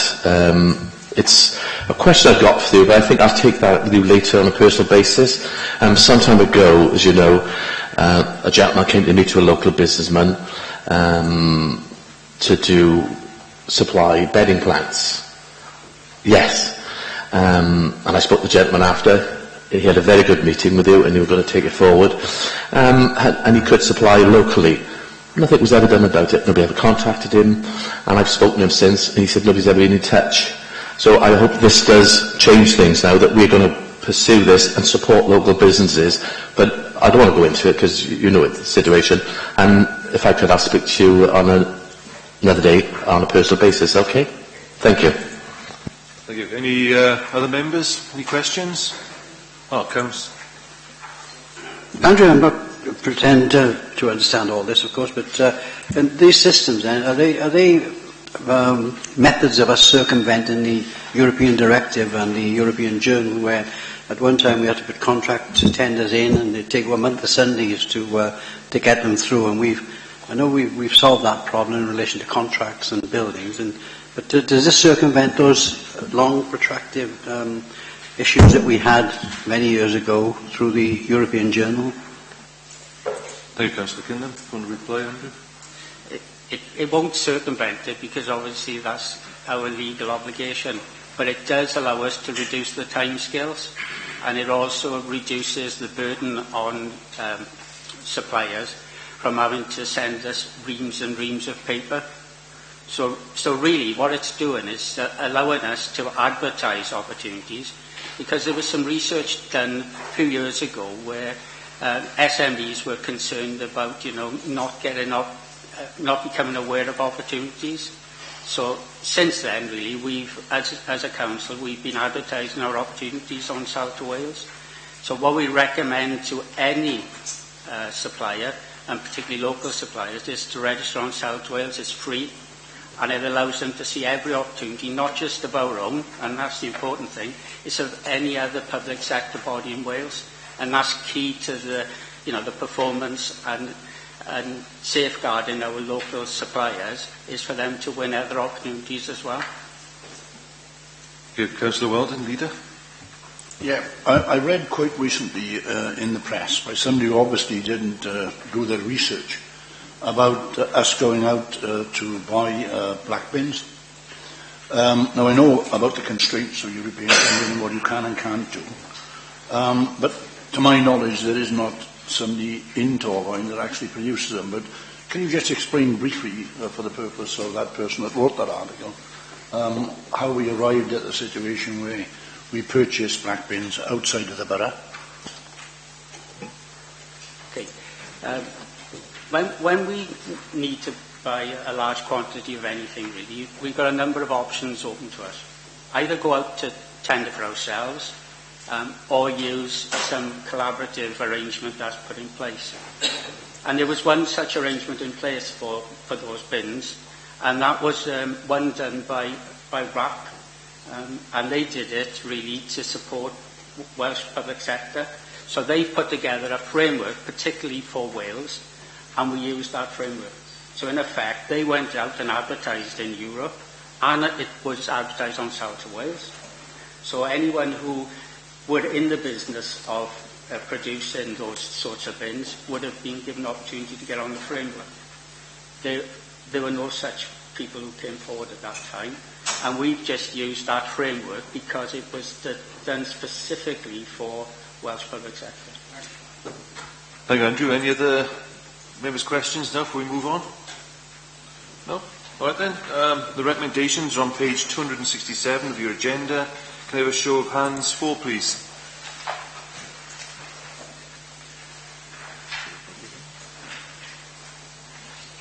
Yes, unanimous again. Thank you. The recommendations in the report are agreed. We go straight into item 15, annual report of the Head of Democratic Services, 2014-15. Richard, can you give your report for us, please? Thank you, Mr. Mayor. Morning, members. You'll all be aware that as part of my statutory role as Head of Democratic Services, I need to keep the support and resources available to members under review.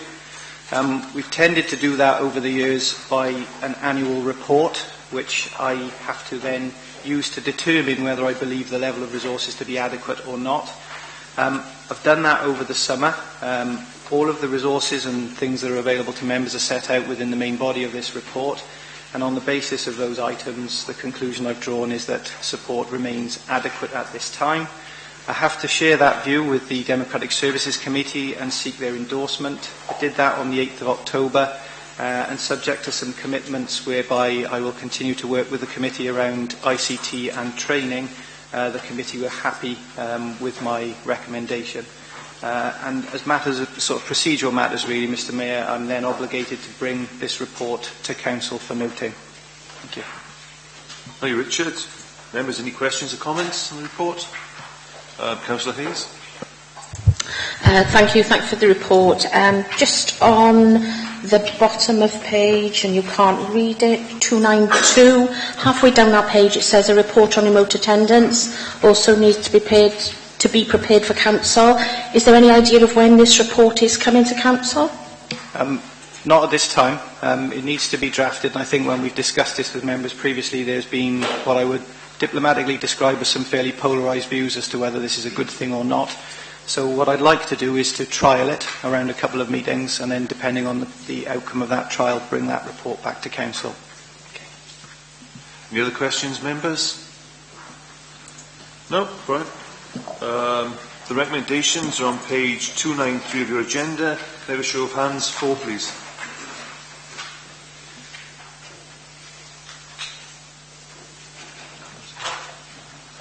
I thank members. That's unanimous again. The recommendations and the report are agreed. We move straight into item 16, which is also being presented by Richard, which is the Independent Remuneration Panel for Wales Draft Annual Report. I'd like to present the report, please. Thank you, Mr. Mayor. Again, relatively brief. As members will be aware, this is an annual process. The IRP for Wales issue a draft report around this time for consultation. They then seek feedback right across Wales and take that feedback and either shape the final report or leave it as it is in draft. The final report needs to be publicised by February. I think it's fair to say that after a period of relative stability in terms of the proposals around the IRP, there are certainly some interesting propositions that are set out within in the draft report this time. Those are set out in section 5.1 of this report.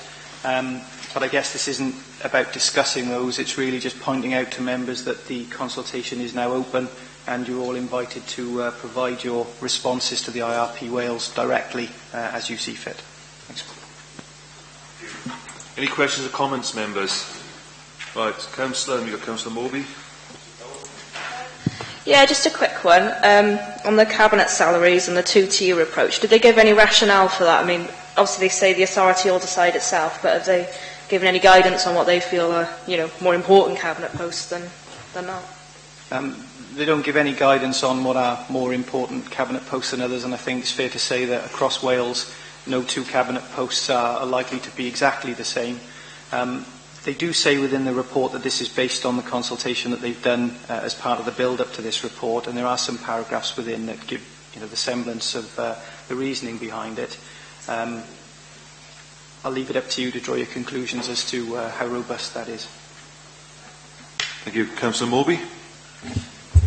Yeah, same thing really. I know we can make our own observations, but it seems to me the approach being adopted by the IRP in terms of having two-tier posts for both Cabinet member and committee chairs needs greater amount of explanation, and I think our response as a council should be to query that, pointing out that it seems divisive unnecessarily. We're not talking about a huge amount of money here, and we don't traditionally talk about the value of the actual remuneratory value of these reports, because that would be talking about our own salaries. But the principle of having a two-tier approach to both Cabinet and committee chairs just seems to me to be a bit of a nonsense, quite frankly. Are we going to have a two-tier approach to members as well at some point? I would like us as a council to say we can't see that makes any sense. And if they are intent on proceeding with it, perhaps they could explain a bit better what it is they intend to gain as a consequence of that. Thanks. Thank you, Councillor Moby. I think you can back on that, really, can you? Any other questions or comments, members? Councillor Hayes. Just really to, completely support Councillor Morby's opinion on that. Having a two-tier system doesn't make sense. Whose job is more important than the other, and that's very, very unfair. So it does need further thought, and I support those words. Thank you. Thank you. Any other comments now before we move on? No? Other members, the recommendations are on page 299 of your agenda. Can I have a show of hands for, please?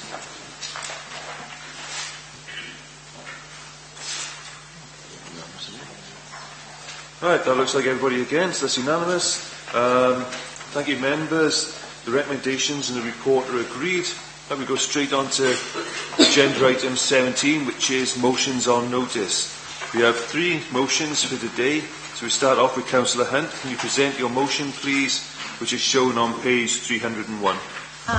Mr Mayor, could I ask our monitoring officer for some advice? Should those of us who are members of trade unions, particularly those who might have members affected by this bill, declare an interest? Thank you, Mr Mayor. The motion relates to trade unions in general. There's no mention of specific trade unions, so my advice is that there's no need to make any declarations.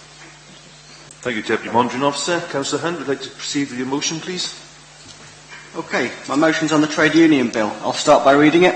This council notes the debate surrounding the introduction of the UK government's trade union bill. As a council, we believe that trade unions have an important and positive part to play in our society and our economy, both in fostering productive industrial relations and building a fairer and more equal country.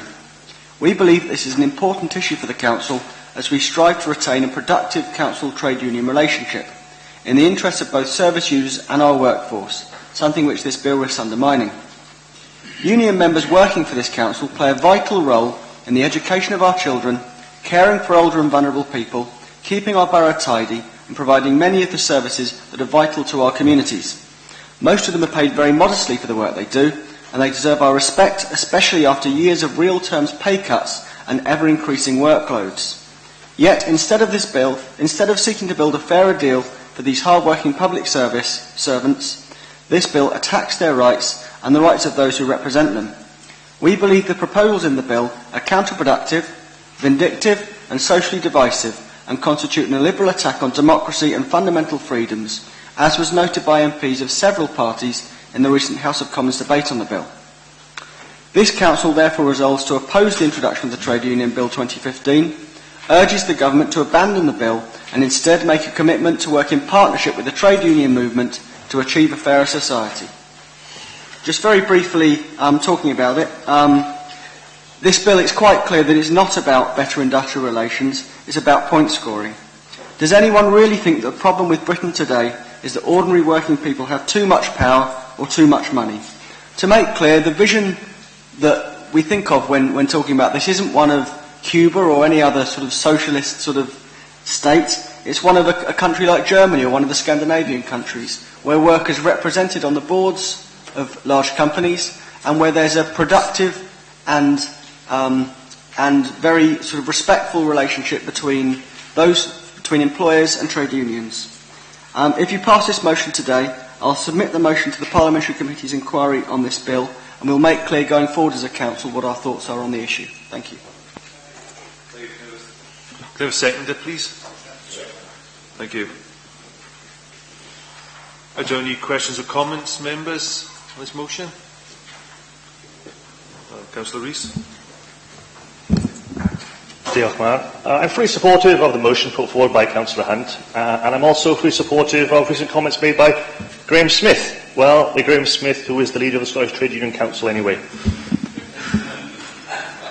It's totally unacceptable that a minister from an office in Westminster, without any parliamentary scrutiny, can determine how a default government or council or the NHS can invest in ensuring effective industrial relations arrangements with its own recognised trade unions. Graham Smith welcomed the statement from the Scottish Government, as do I. Scottish Minister Roseanne Cunningham, yes, the Cunninghams are everywhere, and in high places, is demanding that the British Government exempts unions north of the border from the proposed trade union bill. We should demand the same for trade unions in Wales. Therefore, I propose adding an amendment to the motion. After all, the leader of the Scottish Trade Union Council can't be wrong. And it is, this Council writes to the Welsh Government requesting them to demand that the British Government exempts trade unions in Wales from the proposed trade union bill.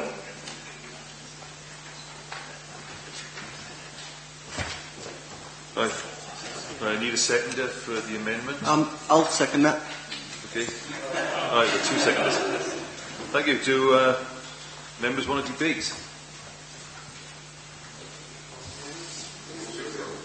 No, so we... Yes, point of order. I think, Mr Mayor, that the mover of the original motion has accepted the amendment. It would be normal, therefore, just to, if everybody agrees for that to be added to the motion when we vote. Right, are we happy for that amendment to be added? Right, great. Thank you. Do you want to wait?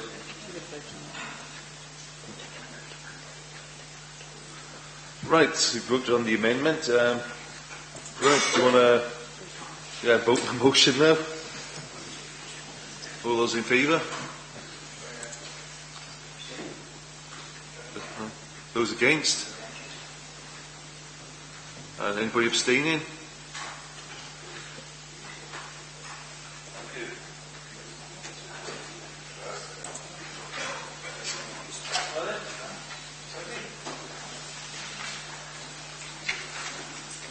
Right, we've gone to our second motion, which is from Councillor Barnett. Sorry. Can you present your motion first, which is shown on page 302, please? Right, thank you, Mr Mayor. We do occasionally get our mail confused and it makes very interesting reading.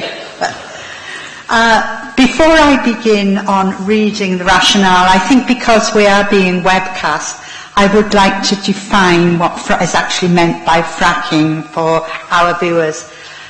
This is, one universally accepted definition. Fracking is the process of injecting liquid at high pressure into subterranean rocks, boreholes, etc., so as to force open existing fissures and extract oil or gas. It's also called hydraulic fracturing. With the rationale, I will point out that in the first sentence I have used the word moratorium. I think because of recent announcements from the Welsh Government, this is perhaps too proscriptive a word, as they prefer precautionary policy framework. The rationale is the Welsh Government has declared, as I say, precautionary policy framework. Councillor, I'm sorry to break you in there. Can you move your microphone away? But we get a lot of feedback. Okay. Thank you. Is that fine? Right. I pointed out that the Welsh Government has declared, that's in inverted commas, a moratorium on hydraulic fracking in Wales. There is insufficient scrutiny of current fracking operations in the UK, and as a consequence, these operations risk irreversibly polluting fragile water resources and established nature and tourism resources. Fracking potentially has other undesirable impacts on communities.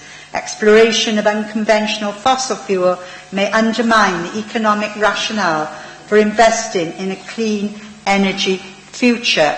Before reading out the motion, I will say that taking advice from our head of planning, we have to be careful with some of the wording, and I think there will be an amendment proposed. Motion. A. This Council notes that it has a responsibility to tackle climate change and protect the environment and the well-being of local communities. B. This Council acknowledges that exploration of unconventional fossil fuel undermines action on climate change and diverts resources away from investment in a safe and secure renewable energy future. C. This Council notes that there are possible significant adverse impacts from shale gas exploration and exploitation, including water contamination and air pollution, and supports a frack-free declaration for this area. And this Council calls on Her Majesty's Government to impose a moratorium on shale gas in the UK. D. This Council writes to the Welsh Government in support of its stance of a fracking moratorium in Wales. E. We request that our officers take all possible steps to ensure that the environment of Torfaen and the amenity of its residents are protected. Thank you, Mr Mayor. That's the motion, though I understand there may be amendments. Thank you. Can I have a seconder, please? Right, Councillor Moby. Thank you, Mr. Mayor. Can I move an amendment, please? Surprise, surprise. In the paragraph headed C, this council notes, etc., could we delete in the third line the phrase "and supports a frack-free declaration for this area"? And in D, can we take out in the first line, in support of its stance of a fracking moratorium in Wales, and instead substitute in support of its precautionary stance towards fracking in Wales? That's my amendment. Thank you. Can I have a seconder for the amendment? Thank you. Right, do you want to have a discussion now on the amendment? Councillor Rees. Just some guidance, please. I have an amendment to D, to Councillor Moby's amendment, so when do you want me to present that?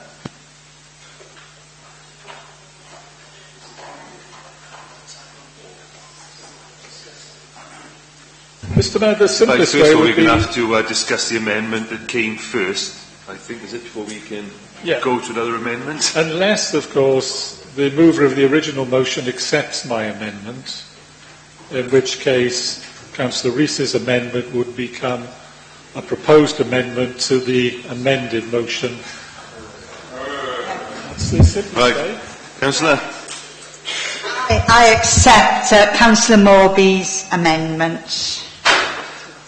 Thank you. So that's the first part done. So we'll move now to Councillor Rees now for him to put his amendment forward. Thanks very much. And I'm putting this amendment forward in a positive sense. I'm trying to move things forward, and I fully agree with the sentiments put forward in the motion, but we need to look at it in a bit more detail. Part D is my worry. Perhaps I'll try to explain why moratorium is no longer an acceptable phrase. Yesterday, the Minister was under scrutiny by the Environment and Sustainability Committee in the Senedd.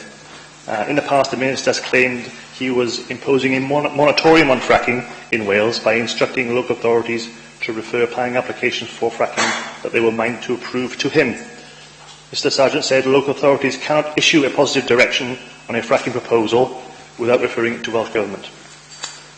In the committee, though, when he was asked to give a categorical assurance that if fracking applications did come to him, he would reject them, Mr Sargent said, "I can't say that, I can't prejudge." The conclusion, therefore, is that not prejudging, if you're not prejudging, how can you say there is a moratorium? So that's, in reality, the reason why the moratorium doesn't really exist. I want to go a bit further, and therefore I want to stop fracking. I want there to be a law to make that happen. Previously, Plaid Cymru put an amendment to the recent planning bill in Wales to stop fracking, but that was voted down by Labour. And as an amendment to this motion, I propose replacing the clause D with the phrase, "The Council writes to the Welsh Government requesting it to legislate to ban fracking." Thank you, Councillor Rees. Can I have a seconder for that amendment, please? Thank you, Councillor Hayes. Mr. Mayor, sorry, could we just check with the Chief Officer for Planning Protection as to whether he believes that Councillor Rees's amendment is okay for us as a council to accept, given the expectation we're not prejudging any applications for fracking which might be made. Thank you, Councillor Moby. Duncan? I would be a little bit concerned that if the council voted to, in the way that Councillor Rees has put his motion, they would be saying virtually we're against fracking. I think you have to keep an open mind. I think the way that the original wording of D was couched, that maintained that open mind. I think perhaps asking for legislation to say that fracking should be banned and the council unanimously voting for that, it would be difficult for them to consider, I think under those circumstances, applications for fracking that were properly submitted. The council has a duty to consider all planning applications that are submitted to it in a proper way. Thank you. I think perhaps our best bet now is to debate Councillor Rees's amendment, and then we take a vote on it. If it falls, then we go back to the original motion beforehand, because we've had a seconder now for Councillor Rees's amendment, so we'll have to, well, debate or have a vote then, and then if it falls at the vote, we can go back to the original motion. Perhaps that's correct, isn't it? Well, Mr Mayor, you've asked for my help, so I'll try and help. The original motion was from Councillor Barnett. That was amended. Councillor Barnett agreed. So the wording, as Councillor Morby said, has now become part of the motion. Councillor Rees has moved an amendment that's been seconded. It's up to Council whether you want to debate that amendment or go straight to the vote on it.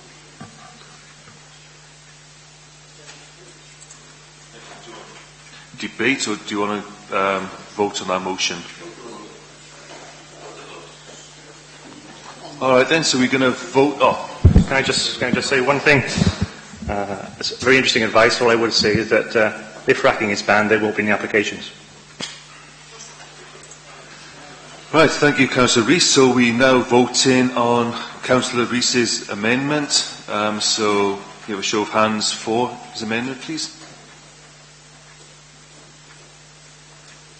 Right, against his amendment, which is basically... Right, so... Should I go for an abstain as well? Thank you, right, so his amendment has fallen, so we go back to Councillor Morby's amendment. So... sorry, the original motion. Yeah, the original motion as amended already. Yeah, as amended already, yeah. So do we want to debate on that now, before we go to the vote? No? All right, then we go straight to the vote then. Those for?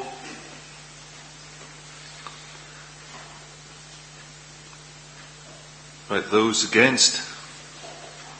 And those abstaining? Thank you, councillors. Mr Mayor, before you pass on to the next item, could I thank Councillor Rees and Councillor Morby for helping with amendments in view of current remarks in the Welsh Government. But I'd also like to thank the various organisations which supplied me with material both in favour and against fracking. Thank you, Councillor.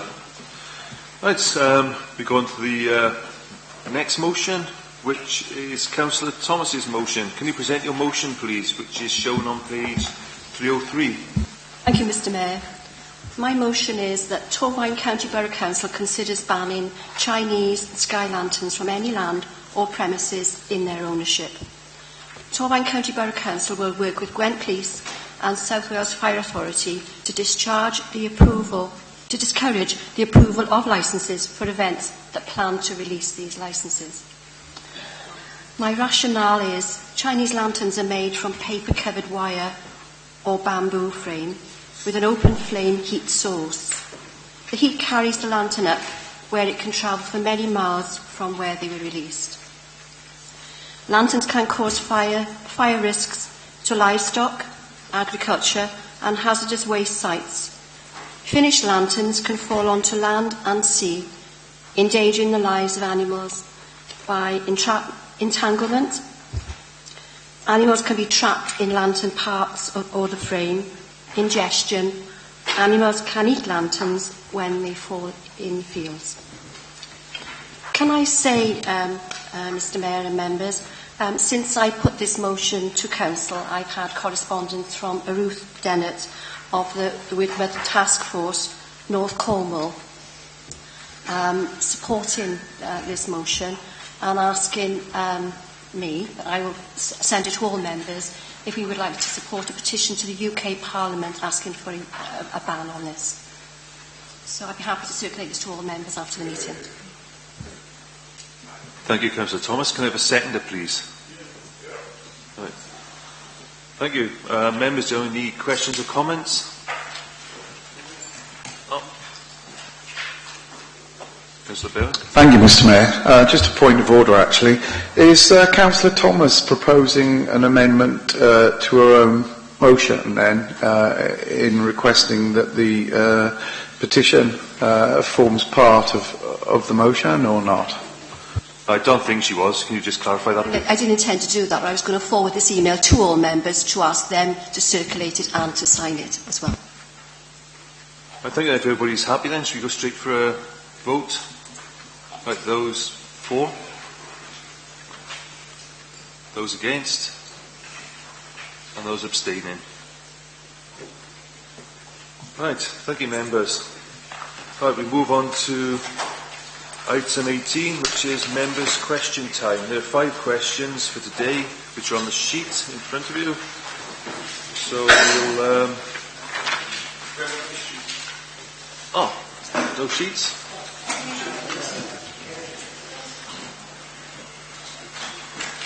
Right, as your sheet's being handed out, the first question is from Councillor Brian Morby.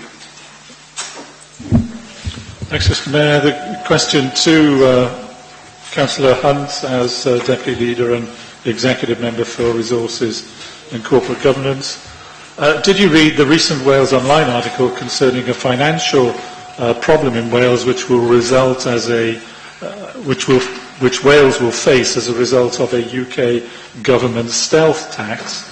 The Welsh Local Government Association spokesman said local government is having to manage a wide range of financial and service demand pressures at the current time and will face a £941 million budget shortfall by 2019.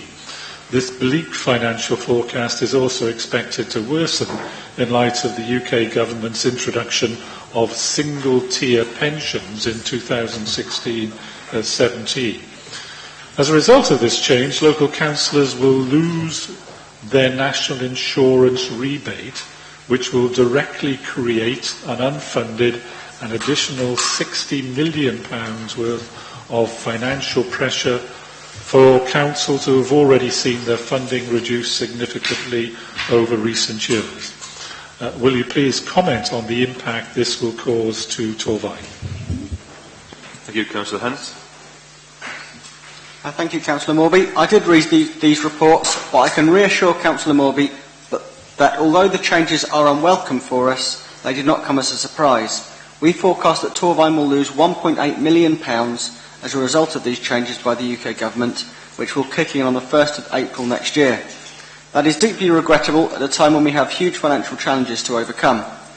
As we have known about these changes for some time, we've included them as a pressure within our medium-term financial plan. However, despite all the planning in the world, given the level of funding pressures we face from cuts, local services are bound to be affected. The change will also impact on council staff, as it will also lead to employees paying more national insurance. You would like to ask a supplementary? Yes, please. Would Councillor Hunt agree to write to both UK and Welsh Government on the issue? Thank you, Councillor Hunt. I'll agree to write expressing our concerns, yes. Thank you. Question number 2 is from Councillor David Daniels. I'd like to ask you a question, please. Sure. A number of residents living on the John Fielding estate in Lantana have been in touch with me to express concerns about an increase in parking problems outside their houses since the Greenhouse pub opposite installed a parking meter.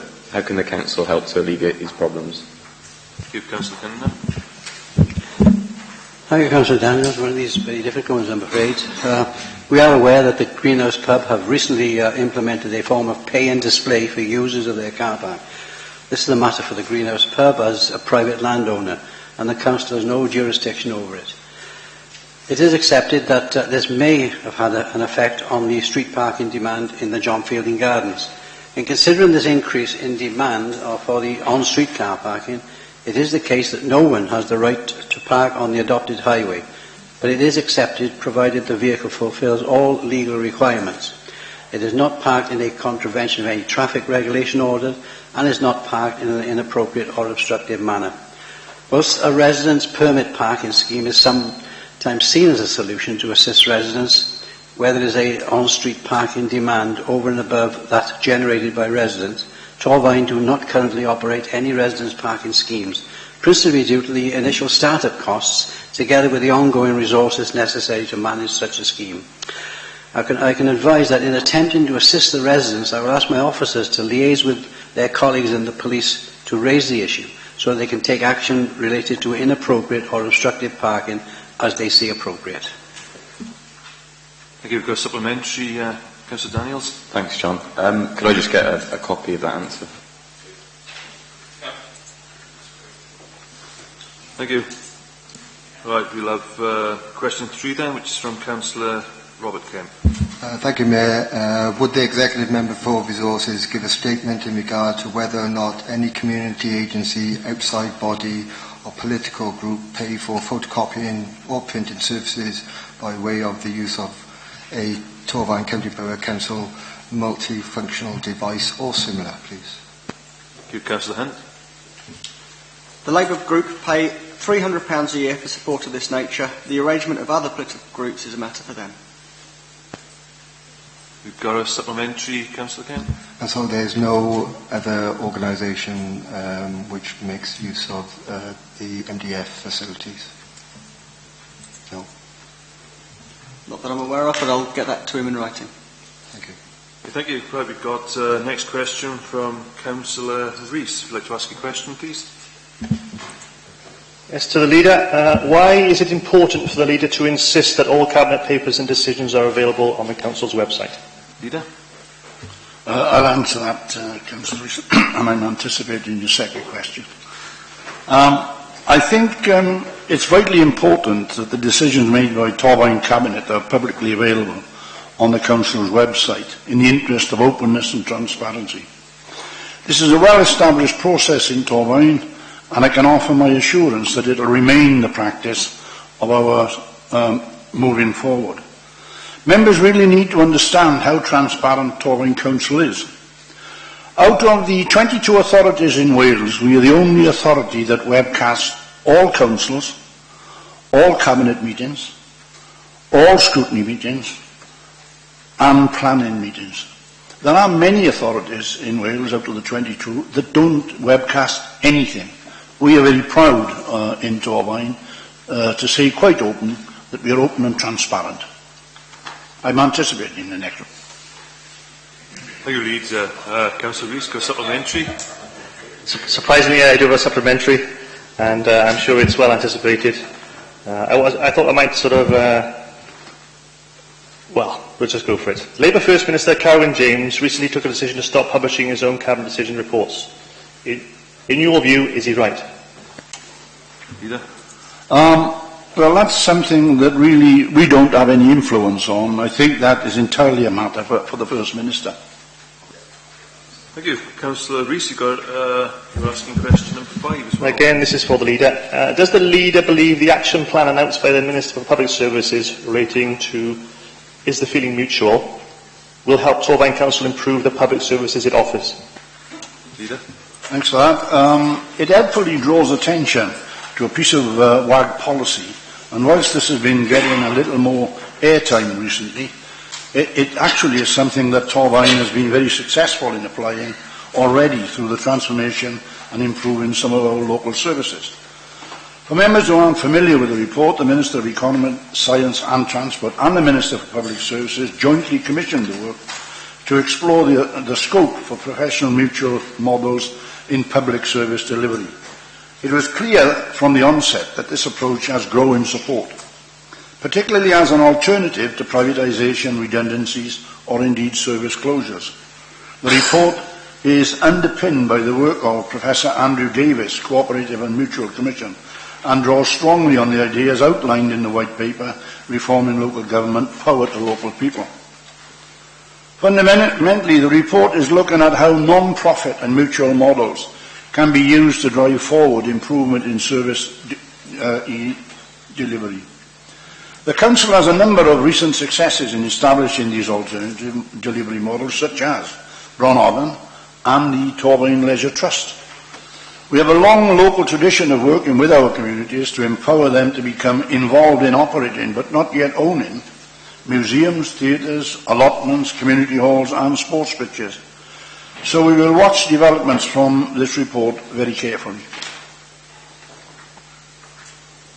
Go supplementary, Councillor Rees. Thanks for that answer. Supplementary is that the 2014 Social Services and Wellbeing Act legislates for the creation of cooperative and mutual models in social care.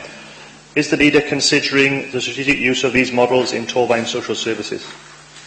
We're considering all sorts of models. Given the constraints that we're on financially, we are looking at all aspects of all different departments on the authority, and when we do discuss that, we'll bring it here in full discussion with all members of the authority and make a decision accordingly.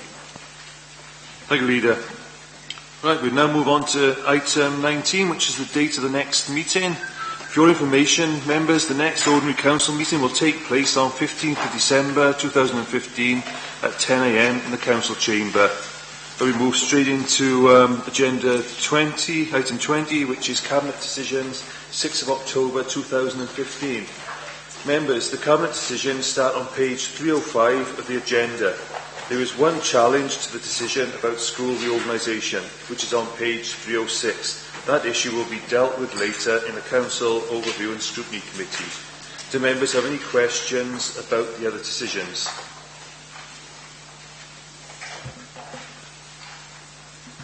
Nope. Oh, Councillor Bevan. Yes, Mr. Mayor. It was just a request, really, for the leader, in due course, whether he would be able to give us an update on the decision the Cabinet took with regards to the Syrian refugees and the establishment of a task force group, whether we would receive further updates on that in due course in full council. Councillor Bevan. Councillor Daniels, do you want to... Yeah, I can help with that.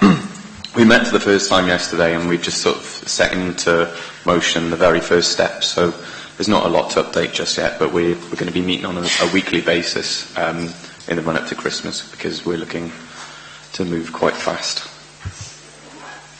Thank you, Councillor Daniels. Right, are we all okay to note the Cabinet decisions, apart from the decisions which will be dealt with by the Council Overview and Scrutiny Committee later? You all happy to note those? Yep.